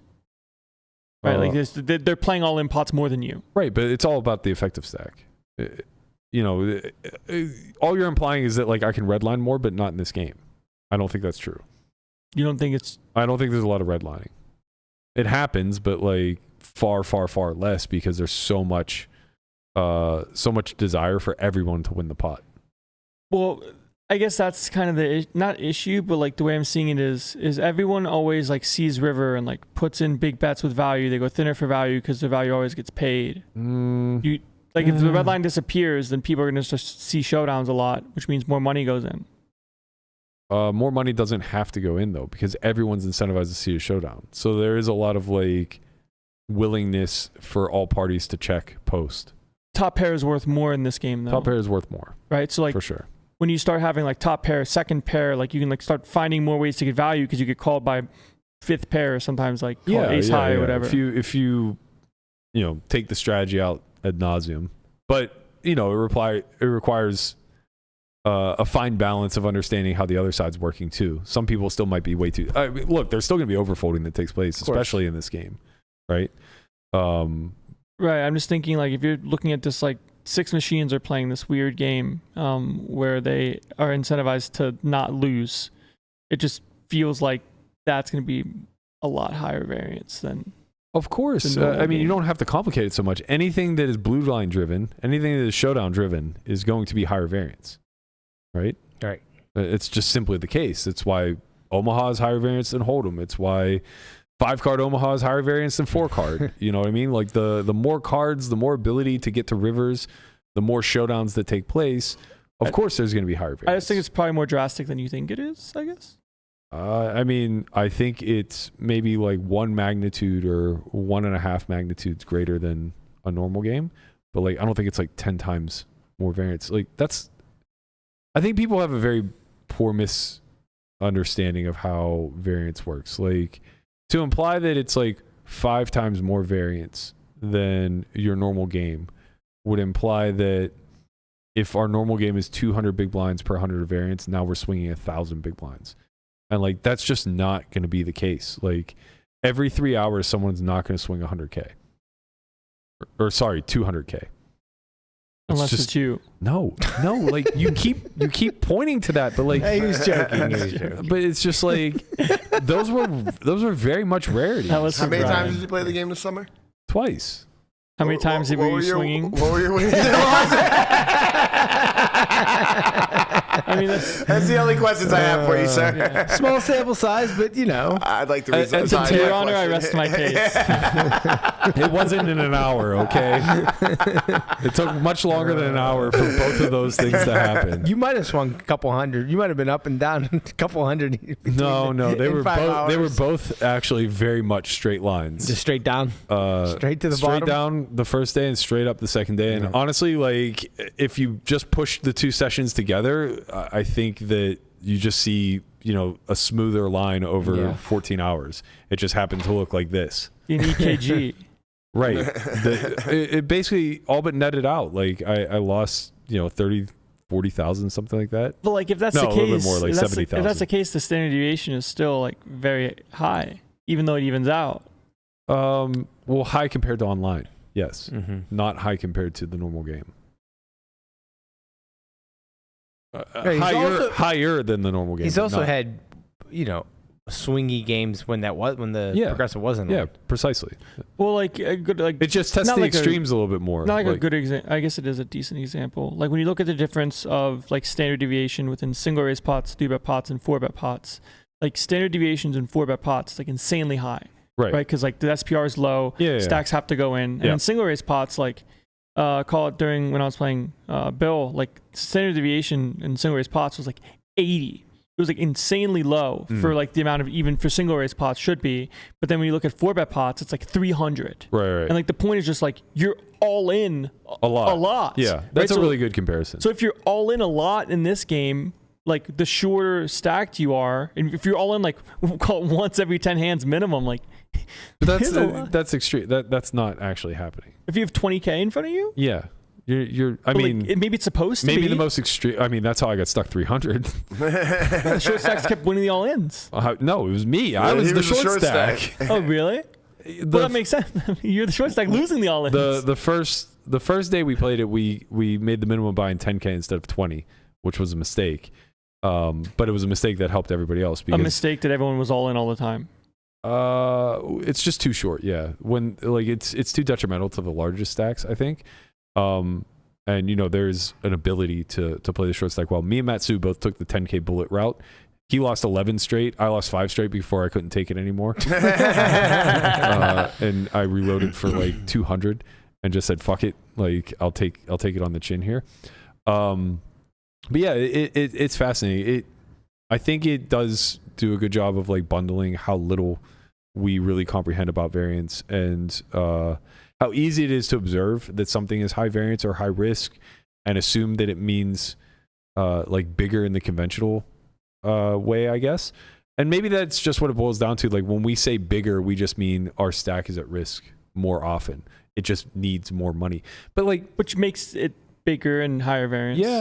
Like, you're just- I mean, like this happened when I went to Live the Bike two Decembers ago to play the Eric Person game. Like I went there with yes. $500,000 to play 100, 200, and it was all in play by like hour 6. And the blinds weren't that big. It was a sad time. Like I think at most we were playing 500, 1K. The blinds aren't that big, but if someone opens to 5K and gets action, you're Right. playing. The opens were very large, and most people were short stacking it. So that in of itself That makes it an makes it- insane game. Yeah, it does. It makes the variance very high, but it doesn't make the stakes very high. Like your wins, like say you're just like the biggest winner in that game, your wins aren't going to be reflective of a stake, many stakes. Like, you know what I mean? Like if your average win in like 500 1K is like 50K, let's say, your average win in this game, where it's a bunch of short stacks and the variance is really high, your average win probably is going to be at or slightly below that 50K mark, right? But like you'll see maybe more extremes. Or maybe you'll see... No, I think you'll see more extremes. You'll just see more variance amongst your wins and losses, I think. Yeah, I don't know if it's weird or not. It's just hard to think about when you show up with 100 big blinds, but then someone raises to the size of a 3-bet. So like you don't really have 100 big blinds anymore. Not effectively against that guy, no. But like that was the game you're playing. You know? You still have 100 big blinds. How you invest your money is up to you. You can 100x it. Well, it's just you just scale everything back. Yeah, well, like the issue in some regards is now you have to clearly play tighter versus the bigger open, but then like you get Eric yelling in your ear that you're a nit and you're never going to play again. Yeah, I'm still kind of combing through GTO Wizards' larger opens, and we're actually going to get to explore one of those today in the Muck. It's not that much tighter. It's interesting, the response in some of these spots, and it's very formation dependent. It's very how wide is their open in the first place? That's really important. That's kind of fair. It does, again, we saw it yesterday. It doesn't tighten that much. We saw 7x from the cutoff. Or is that what we were looking at? 5x. 5x from the cutoff. 7x. 5x from the cutoff was only reducing like maybe 1%. Like you're playing 1-2, or when you're playing 51, like or I guess 1-2 because it's like the better game. What's the average open size? 500. Oh, okay. Oh, someone just plays normally. Yeah, not in the stand up though. In the stand up, it's I mean that's a different game. Stand up average open is 1K. Yeah, and maybe even that's too small. Could be. Maybe. Who knows? I mean, well, who knows? It depends what you're opening. There's a lot of limping that takes place, right? It just turns into $1, $2. Like, how big do you think that's a perfect way of settling this debate? How big do you think the Venetian $1, $2 game plays? Not very big. That's my point. A lot of variance. The Golden Nugget though. 1-2 though. A lot of variance though. Now the 2-3 at the Jewel.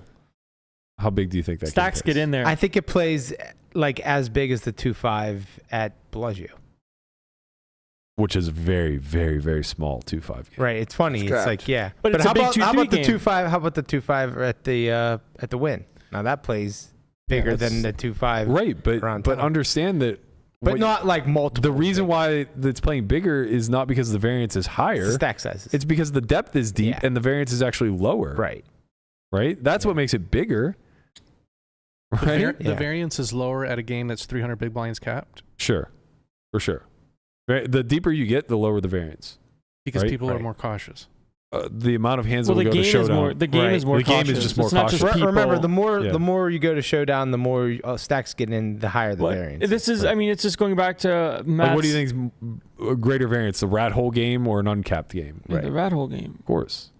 Well, like, I guess this is where I was going with you play one pot that's 100K, whether you win it or lose it is your session. That's just how it works, because the variance is lower in the single raise pots, but then when you play a 4-bet pot, like that's kind of everything. Yeah. Especially when the sizes are bigger than they're like supposed to be. Yeah. This is something I struggle with because if you like as a skilled player, and this is what ends up happening, some of the best players in the game end up like just losing their own, like they cut off their nose to spite their face because they follow these old maxims that make a lot of sense. Like if you're the best player in the game, you want to keep the pot as small and manageable as early in the hand as possible, and then put in money as you see fit later on later streets to make the pot as large as you want it to be. And what ultimately ends up happening is really good players don't play enough 4-bet pots. They don't play enough 3-bet pots out of position, things that increase variance for themselves, right? Because they know that they're giving something back in that particular node. Like, it's not that they can't manage it. Of course they can because they're the better player, but they recognize that they're taking on unnecessary variance. And I see it all the time. Like, I'll see a really good player like flat my open out of the big blind with like ace queen suited. And it's just like, I'm so insulted. It's like, buddy, I'm opening 7-6 off here, and you're taking the low variance route against me. Like, I get it. They're trying to trap you. They want you to bet. And they should. Like, it's a good smart strategic approach, right? Like there's no reason to raise variance against the guy who's already doing it for you. Your skill edge won't be nearly realized enough, yada, yada, yada, right? The issue then becomes that you're not good for games, right? Like you're basically flaunting your skill edge over the people that are trying to invite you and give you a seat. And there's nothing redeeming about that. Right. And it's something that like I've really spent a lot of time trying to hone in, where I'm still 4-betting linearly in spite of the fact that theory says absolutely not. This is an aces, not aces spot. And I say, fuck you, we're 1,000 blinds effective. Like I'm just going to increase the variance. And the way it's a double-edged sword, because obviously if I think I'm a better post-flop player than the other person, I'm giving a lot back. But what I'm receiving in return is a greater degree of variance in a spot where my opposition is risk averse. They don't want to play a 2,000 big blind pot. I don't care. I just don't care. You'll care in the group chat if you lose it. I mean, I'll whine about it, but like, you know, life will move on. Right. So it's like where I'm willing to sacrifice some edge. What you gain back in return for that is some gamble, some forced gamble, right? And that's incredibly nice, and it's also very good for games as a whole. Only a subset of people get this. Like Garrett is somebody who I think understood this very well and was like very willing to play this overly aggro style. Andy Stacks is another person who I think does this incredibly well, basically spots a lot of his skill edge back to the field in order to recoup that. And, you know, there's a handful of others. I think here's another great example. Basically, the things that make games not dry are variables that alter the variance in a positive way. Whether you're adding an ante, adding a stand-up game, adding bomb pots, or adding just the type of person who's willing to exhaust the most high variance lines whenever they're playing. All of this will facilitate money getting moved around and changing hands. Yeah, there's just the difference between having a game that incentivizes V-pipping versus incentivizing, call it, raw theoretical skill. Yeah. Like you look at 2-5 or like 5-10 online, no ante. Like you're playing tight ranges where you're kind of punished for getting out of bounds. But if you play a game where like there's a $100,000 penalty if you don't V-pip the hand, right? Now everybody has to play every hand in the deck and figure it out. Yeah. And it seems like live and call it with the use of more solvers and tools, the game, at least for cash, is pushing towards removing that stuff.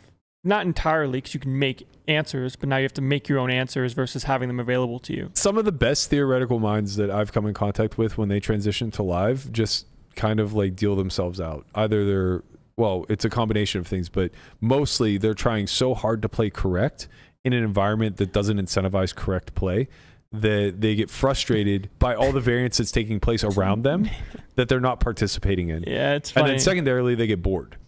Right? Like it's one single table going very slowly, and they're only V-pipping on average 18% of hands, while the collection around them is V-pipping double that. Yeah, and I guess the funny in between is like if you want to play the perfect poker kind of game, you need to play tournaments. But if you play tournaments, the variance is so high in those to begin with that you could be the best tournament player and lose for a long, long time. Yeah, I mean that's really the nuts and bolts of it, right? Like you want to play perfect, go play tournaments, but go be sad about it. Well, no, there's the structure to tournaments heightens the variance to a very high degree.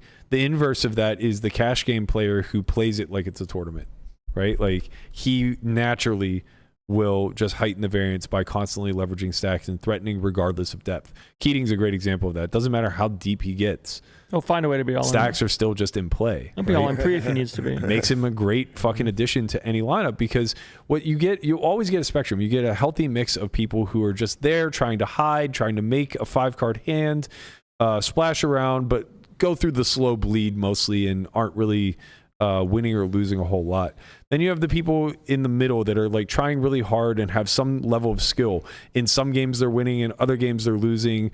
They may be taking something out of this game, they may be giving something to this game, but they're giving just enough action where they're going to be the main character like a third of the time type of thing. And then you have the other extreme of the guy who just looks like a batshit crazy maniac, but's doing so with like, you know, relative well construction, timed aggression, and is doing it with a purpose. He's going to swing the most, but at the end of the day, his bottom line is probably going to be one of the greatest hourlies, right? It's just, it takes a lot of fucking capital in order to do it. Like I'm well rolled for 100, 200, but if I gave my money to somebody who is like a Jason Kuhn, he's probably well rolled for like 500, 1K, right? Because the variance between us is that many magnitudes different. And I'm comfortable with that. Like, I prefer to play this way. Yeah, you want to play cash games where you can make your own rules versus adhere to showing up and getting paper cuts every day where you show up and Also losing just all like in and try longevity, again. right? It's just like, it's so impossible to sustain an environment similar to what we see online where it's well constructed. Everybody is kind of executing the similar, like close to the same strategies, and everything is getting measured by fractions of EV. Yeah, you're trying to lose the least, not win the most. No, that's not true at all. On online? Oh, on online? Yeah. It's still not necessarily true, but I mean, you're trying to win the most by adding like everyone's trying to play like the 1/100th. computer. Yeah, but like you're trying to add win rate by like finding like low frequency plays that add 1/100th of a big blind in EV to your win rate, right?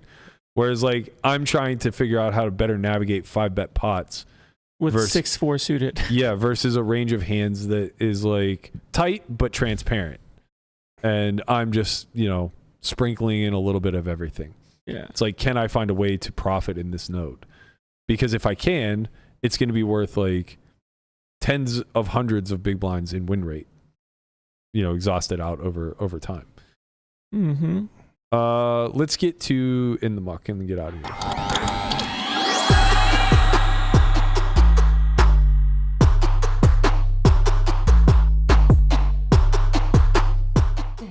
All right, we got another user submission. This one comes from Nathan. He is playing a 2-3 game with a $6 straddle, so 2-3-6, and they're pretty deep. I think they're like almost $1,300 deep, and so it folds around to the button. We are in the big blind with the ace-5 of diamonds, folds to the button, who makes it 25. The small blind folds, and now we're in the middle with the big blind, and we make it 75. And it folds back around to the button, who calls, and we get a flop of 8 of hearts, 5 of hearts, 3 of clubs. We continue for 60, and we are met with a call. The turn, it pairs the board 8 of spades. We lead again 100 into 278. We get raised to 250. We call. The river is the 6 of diamonds. We check, and now our opponent jams all in for 850, which is a slight overbet. And we decide to make the call. Ay, ay, ay, mamacita. And we win. He has like what, Queen Jack of Hearts or something? King, Queen of Hearts. Yeah, something like that. Yep. All right. Wow, okay. Size and pre can be a little bit bigger. A lot bigger. Yeah. 120. Like 3x out of position doesn't do much here. Right. What size would you got? 125? Something like that. Yeah. I mean, it's weird, right? Because like once again, now the open size is 4.5x from the button because it's a straddle. And now we probably have to play like a pretty big 3-bet size, 200 something deep. So 125, 150 sounds about right. Yeah. Like lower the SPR. Yeah, I think that's true. I think flop strategy is probably going to be a little bit different. I think I would check this one a lot. Check, yeah. How many big blinds they put in pre? 50 each? No. Well, if 25 each, 25 each, right? It's it's a straddle. 236. It's a straddle. I And he goes understand. 75. I'm asking just straight big blinds. So for 3, just straight big blinds, they put in 25 each, right? No. yes. No, 25. Oh, The big blind's not 25 6. each. The big 25 blind is each. 3. Oh, Yes. sorry. So- 25 each. Yes. Okay. So, yeah, that's obviously too small. So I agree with you. I think bigger pre. They're actually this deep. They're how many? 1,200 to start the hand? 1,200 effective. Yeah. Okay. So like 400 bigs. I think the biggest flop size you'll see here is like whatever geometric 3 is. So like maybe like 67%. Just because in this spot when you're he so goes deep, small, right? He goes B40. yeah, he goes small. Or smallish, I should say. Well, the smaller size. But I think that you don't get to go like really big because you're kind of concerned about putting in too much money. Yeah, I think I gravitate towards checking these hands a lot, I would check this especially hand. especially after the small size. I think the hand can bet for what it's worth. I definitely wouldn't double barrel it though. Yeah, I would check the turn. I would check one of these streets. I think like C betting flop is fine. The B40 size doesn't really sit well with me. I think It doesn't really do much, you know. Yeah. Like they just have a lot of like some offsuit high card that just peels it. well, it's not even that it doesn't do much. Yes, it doesn't do much. You're right. I what I was getting like at pairs is don't fold. I think we can overcards either with hearts. functionally go smaller or go 3E. Yeah, well, the small size. I just don't think the small size will get used very often. It doesn't really. What does it accomplish? You know, like It just allows us to be more in a range bet spot. But I agree with you. I wouldn't personally choose it. I would single size this board. I would play checks and big bets. Same, personally. What size is your big bet? 67% or like Or 70%. like whatever 3 is. Yeah, so like 70. Like go 100, like 120. But I would check this hand because it doesn't bucket well into that size. Right. And we kind of want to play some probably pretty aggressive check raise to like try to lower the SPR that way. Yeah. So if we're betting everything that we have for a small size, the imposition just gets to like haha peel. Yeah, personally, Kinda anything that they I call would just The 3-bet. right. I would just eliminate the small size and just play like big bet check raise Yeah, or big bet check call. This would fit into the check call bucket mostly. I think so. I do think it has, the capability of betting, but if we bet, I don't think we follow through. This isn't a polar hand, especially on the turn 8. Yeah, like pairs better than us are always going to call. Flush draws are always going to call. Well, most do get some importantly, we just protection. want to bet hands that aren't drawing dead if raised, right? Like, not that this hand's dead. Obviously, we're beating bluffs, but like versus value, we're dead. If we bet jacks, we're never dead, No, right? because I mean, I would imagine that queens puts the money in before, like puts in a 4 Yeah, bet. like we're probably just never against a higher overpair, and like the only thing we're in trouble against is an 8. So but like that's always going to be the case. of course, but we have 2 outs at least against the 8, whereas with ace 5 we're just dead. That's true. Right? We just have a straight bluff catcher that can never improve in any meaningful way. Yeah, that's not great. So I think that like for me the decision basically comes down to flop or turn. Like we have to check one of these streets, I think. And then on the river, I think we have like a viable bluff catcher. It's nice to unblock everything. I think ace 5 is better than 5-6 or 5-7. Not that we have 5-7, I guess. We don't have 5-7. 5-4. Well, 5-6 shouldn't exist either, right? We're probably picking a different line. Well, who knows? Like for bet. I mean, I don't think there's a big difference between ace 5 and 5-6 I mean, you have outside overs, of kicker. except the overs to like 9s. Sure. I guess. I don't disagree. I don't like it with either.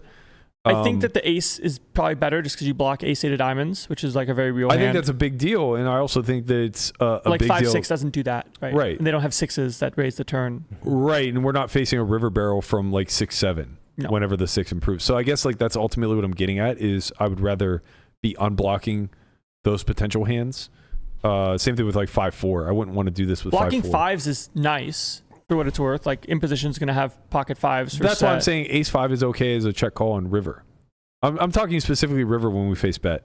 Yeah, I mean, we do well on blocking bluffs, and it's pretty hard to go for thin. Like he's repping an 8 or not an 8, Right. and like or a full Pocket house threes, like 3s. But like, Yeah, there's some properties to this hand Nice. that like make for a decent bluff catcher. We block 5s full. We block ace 8 suited. This is all pretty don't nice. have hearts, right? Which you're Yeah. gonna have to call and then potentially raise the turn, repping an 8. Yeah, river makes sense as to like why we like this hand. Yeah, I think flop or turn. One of those streets. We kind of knew what his exact hand was and played it like we know what his hand is. That's true. That is true. It's just like if you He put saw him his dead cards free. smack, if you Right. put him dead smack on the king queen of hearts, You just then play like exactly like that. this is actually the G'est line of all time You're because you're just like, give him okay, a price, you know? Yeah, Hey, I'm go just small gonna- again, make him raise, and I'm give him gonna some have him cheese. Put in all, what do you think about the king queen raise on turn? I think it's probably not great, I would imagine, because What about versus size though? Like facing the you can still have ace 38% jack of hearts, pot. right? Yeah, Like you can still just get but I money. think the and- idea is that like you bluff that hand off on the river. I would imagine you'd want to use something that's not this. I think you want to use a hand that. Are you saying this specifically because he has king queen of hearts? I'm asking Well, like what flush draws would you want to use? Like how would you construct the turn raise? Is I guess where he's going with this. Yeah. And I think you probably want to raise. This turn size is so assy by Nathan. You probably want to raise assy like lead. You probably want to raise like some pocket 9s, pocket 10s here too. Oh, for sure, imposition. For sure. Like you want to target the high cards. Yeah. Check back on bad rivers. This sizing is so mergy, right? Yeah, it doesn't feel like a really good hand. It feels like what it is. Yeah. Like good but not great hand, you know. Yeah. And you 3x of hearts. You could 5x. call like jacks not a great hand, right? Like you lose to an 8. Yeah. It's like I don't want to stop betting, but yet I don't want to shovel a bunch of money in. Yeah, it's a combination of like flop and turn, right? Missing the big bet on the flop, following through with another mergy bet on the turn. It feels like this kind of hand, or like pocket 7s. It feels like one of those hands where you just cheap flush draw. You don't lit off the betting node, but like you're kind of just feeling your way through, where you're just like, I'm gonna keep betting so that you don't. Yeah. And in the process of that, my sizing is just going to remain small. Yeah, it's kind of what happened. I mean, that's exactly what happened. So for those reasons, I actually don't hate the king-queen play. I don't think.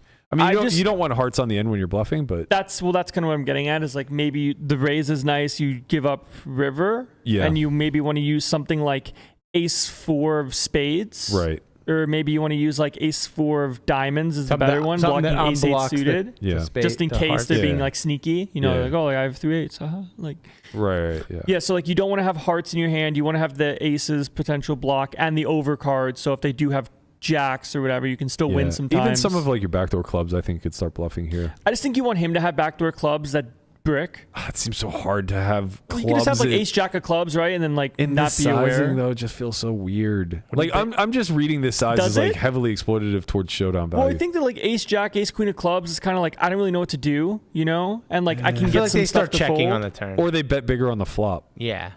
Right. Like I think this is a lot of hand play, where it's just like I didn't miss, but like still weak. Yeah. It feels. I mean, it looks like that's what it is, you know, because I think that if they have a overpair that's vulnerable, they probably choose a size that protects it. Yeah. So like this flop small size leans towards middle of the pack equity.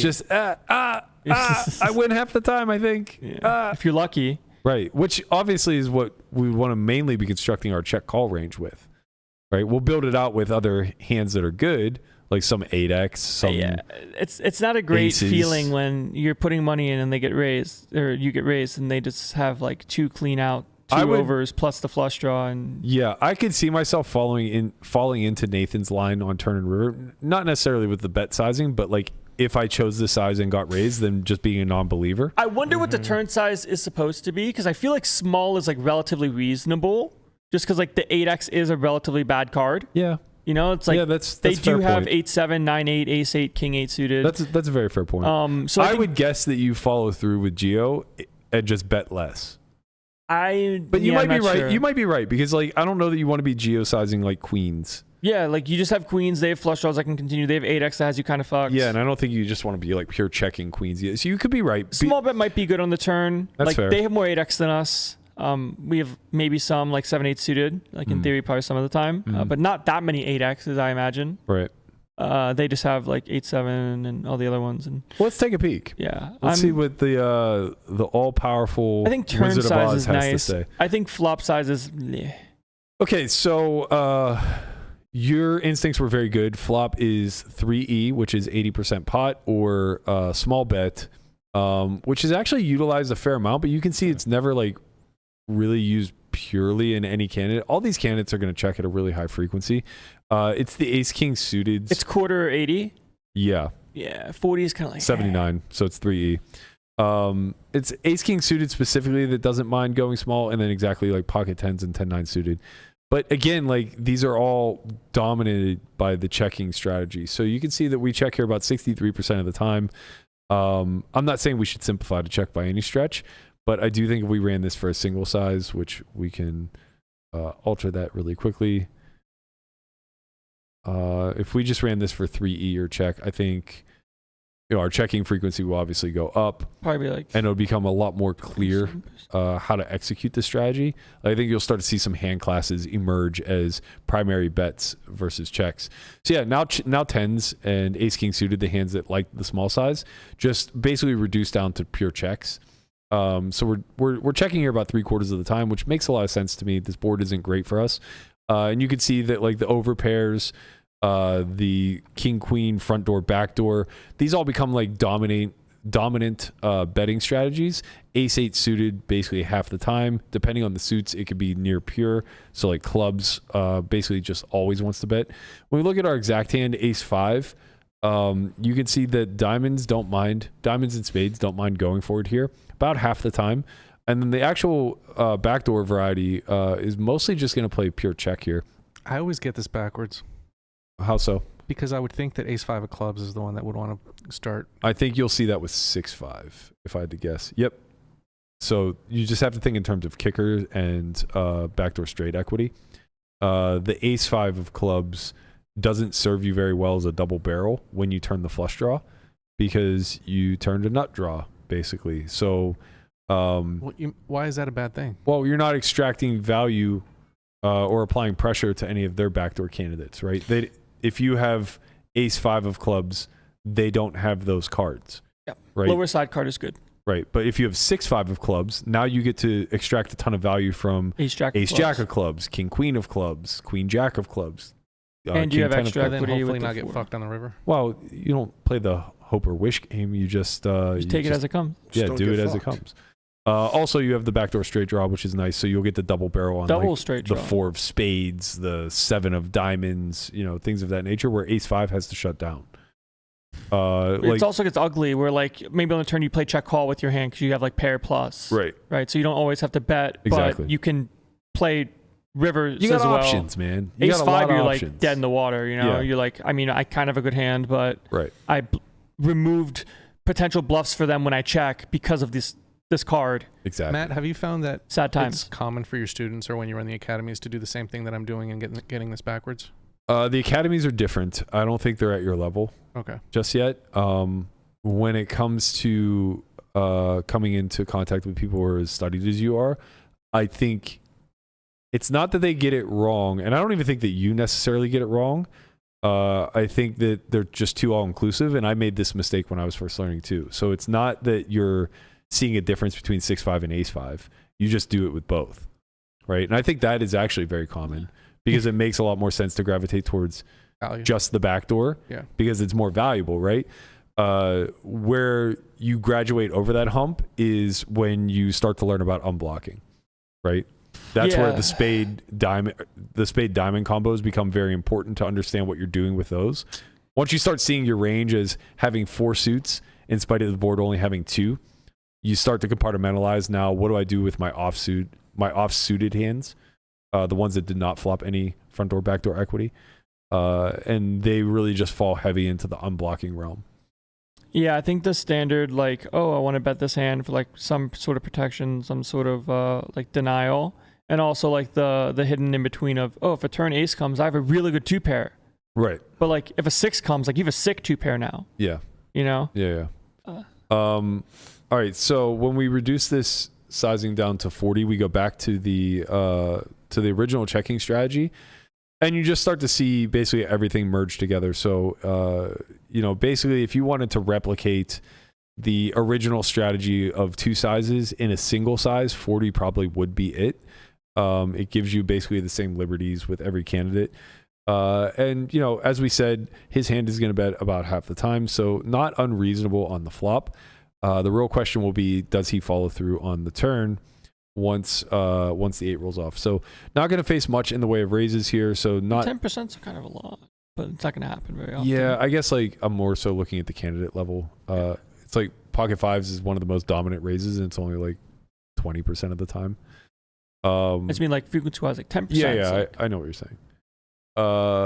Okay, so now when the turn 8 of spades rolls off, 40. how turn often are 40? we betting? Turn 40. No. What's the turn? It's continuing. Half the time. Interesting. No, but like, what's the sizes? So it's 2E now. So that means that 80%. Oh. It's because we didn't 3E on the flop. That's why. Sure. The sizes are 2E, which is 105%. Sorry, 104%, or 67. Okay. So ace 5, when it bets, basically only goes the 2E strat, and it's not diamonds. It's like mega mastering, where you're getting like pocket sevens to fold probably, but then you get called by flush draws. Yeah, it's specifically using clubs in this instance, which I imagine has to do with the fact that it unblocks all of the other club type hands. I think it has to do with the middling equity, like sevens, nines, where when you bet the small size and they call, because you have 2 clubs in your hand, it's more likely they have showdown value. Oh, I see. Right. Like you have 2 clubs, they have sevens. It reduces the amount of floats that they potentially had, so they have more of the showdown value hands. Correct. That you get to target. So now you just have to make those indifferent. That makes sense. And you use the clubs instead of other suits. Right. Yeah, that makes sense. So basically, like, right idea, wrong suit, wrong size. You can see that the small size is just like never really a thing. We can add it in as a potential other size. What did he choose? Like 35? How much 8x raises in basically. position for the? He bet 102, 278. 278. I guess. Yeah. So like 38%, give or take. Well, I guess it depends which size you choose. Yeah, this is not. So the small size is like never used. Okay. 0.1% of the time. I guess because we of face raise a lot. right. Look at their then. range. Right, it's so much pair dense heavy, overcard heavy. Yeah. Where you're not really getting much efficiency from using like the equity nudge bet size. Right. You So kind of like, just make them call you again. yeah, from this down bad size, King Queen of Hearts does raise at some frequency. It senses weakness. Even let's see what happens if I get rid of the 67, if it will force anything into the 35. Because right now it's just like not. it's just gonna choosing keep it. going to your check. Yeah. Okay. Yeah. We get a little bit. We get like 5%. Now none of it's ace 5 You suited. have quads, bro. You have quads. Right. Quads is fine. Quads is fine going for the down bad size.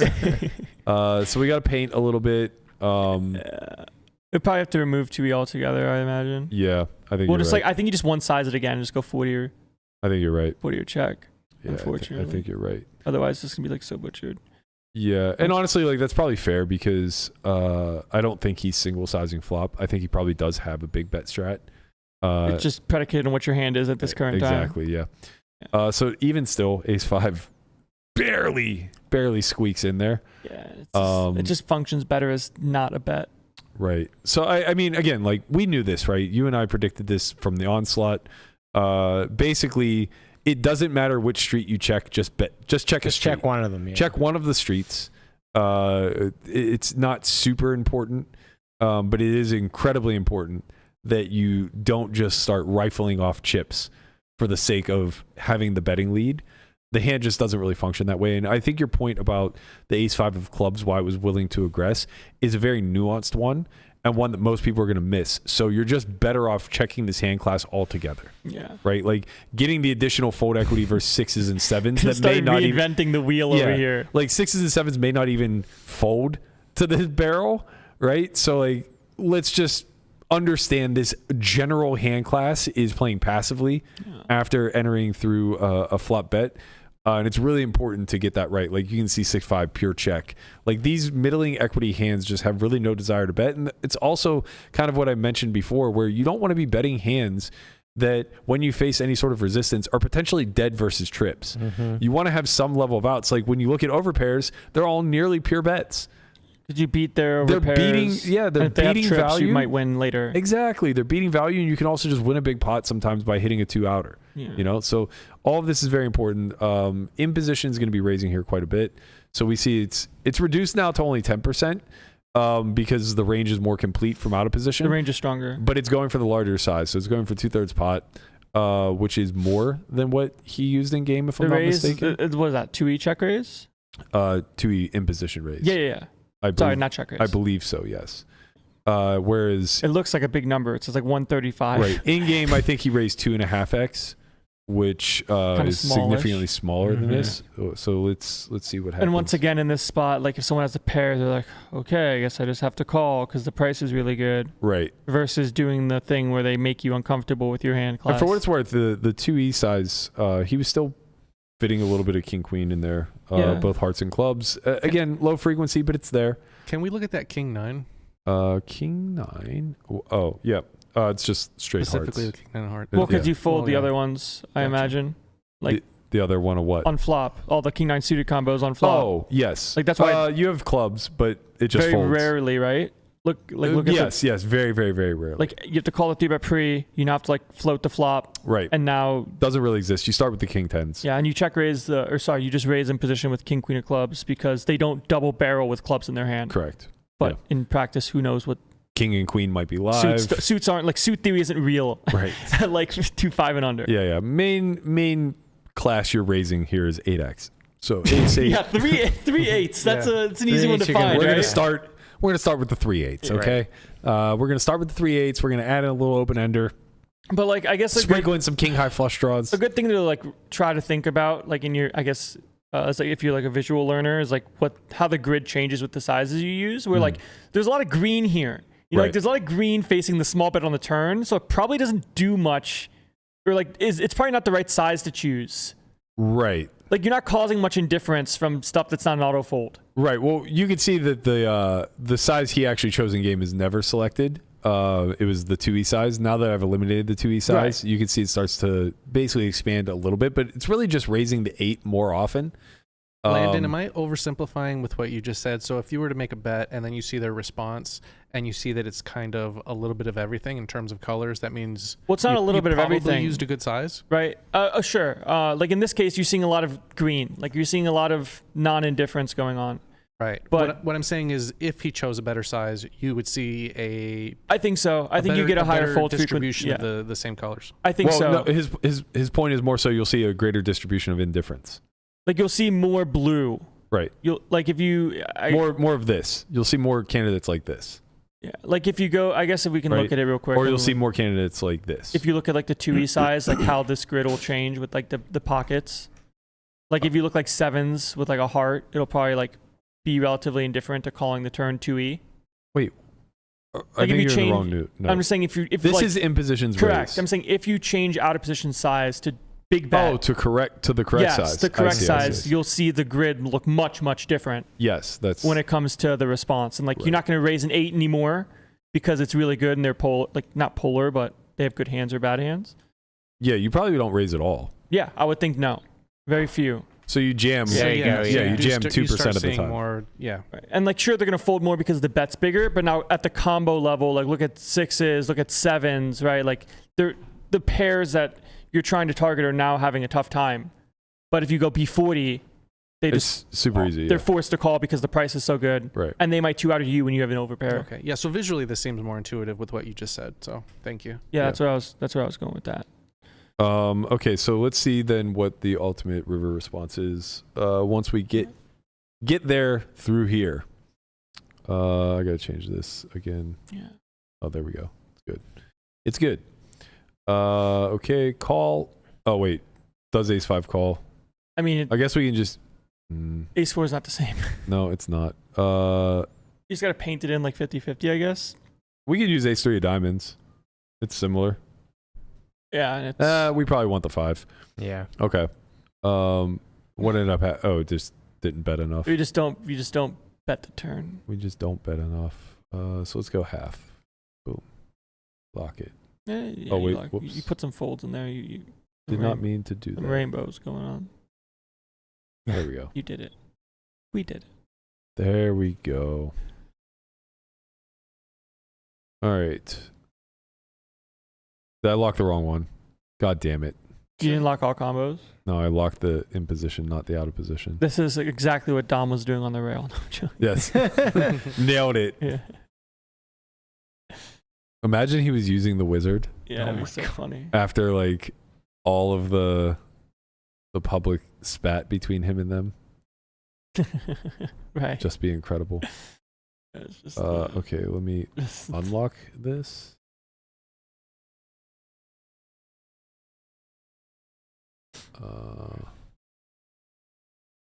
Wait, did I fuck up? I don't know. Oh yeah, I did. God damn it. Unlock. The things we do for Oh. this segment. Gotta commit to the bit. Wait, how do you unlock? Berkey's in the muck. I'm in the muck. You go to unlock all, and then what? What do you mean? What's wrong with it? I see ace 5 makes. Oh, do I have to do this? There we go. Oh, yeah. Oh, that's what it is.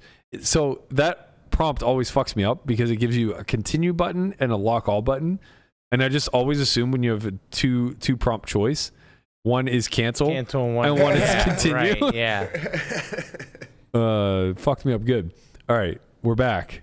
We're back, baby.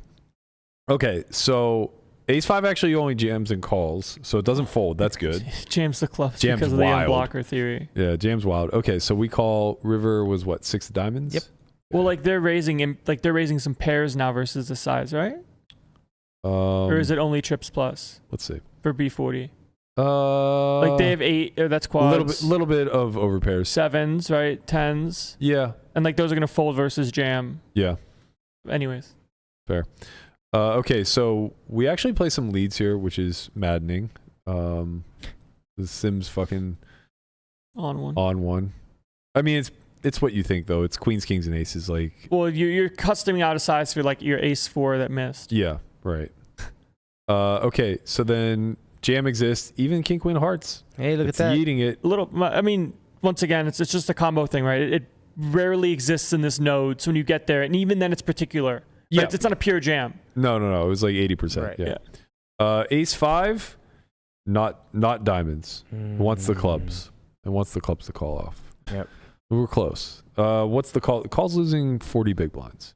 We were so close. It's kind of a lot. So close. It's kind of a lot of big blinds. It's nice that he won that hand. So he's losing. he found the hand. He's losing 40 big blinds in a. Let's see. $1,200 pot, right? Because they're $2,400 pot. Because they're 1,200 effective. Yeah, but prior to him, it has to be prior to him calling. So the all in on the river is for 300 big blinds. Into like 300-ish or a little bit less.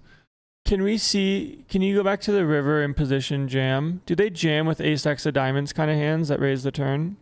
Ace 4 of diamonds? A little bit ace deuce. Yeah. Ace 4, yeah. Yeah, ace 4 of diamonds. So, okay, so Ace 8, the club, obviously. for the reasons the club was good to bluff with, are now the reasons they're good to bluff catch with. Right. Which is why it calls it ace 5 of clubs. Yeah. Makes sense. So yeah, basically calling with clubs loses about 40 big blinds, which is roughly. You went from blasting ace 5 of clubs to saying like, nah, you bluffing, bro. So it's losing like 8% pot share, 7.5% pot share. That's not great. Not great. No. Not great. It don't look good, cuz, but the pot's your way. Mm-hmm. Eh. Yeah. That's Sorry, bro. Really, I mean, we did some in-depth stuff here. Landon pointed out some really nuanced, fun stuff that you guys can kind of chew on a little bit, but really, if you want to lose $80,000 in a summer, this just really distills back down to you have to check a street when you're middle of range like this. You can't. I think too many people want to simplify 3-bet out of position strategies to like just being able to polarize all the time, or just like continually like nudge the pot. Like don't bet big against me, so I go small against you. Exactly. And it all starts with that flop bet, right? Not recognizing that 8-5-3 is a board texture where we're not going to bet very often in a 3-bet pot is usually where the errors stem from. Good rule of thumb is if we're not betting often, we could probably bet bigger. And most of what we're going to want to bet is going to be straight for value / protection. So we're going to start by building it out with our overpairs, our hands that, don't want to necessarily give free cards to the middling portion of imposition's range.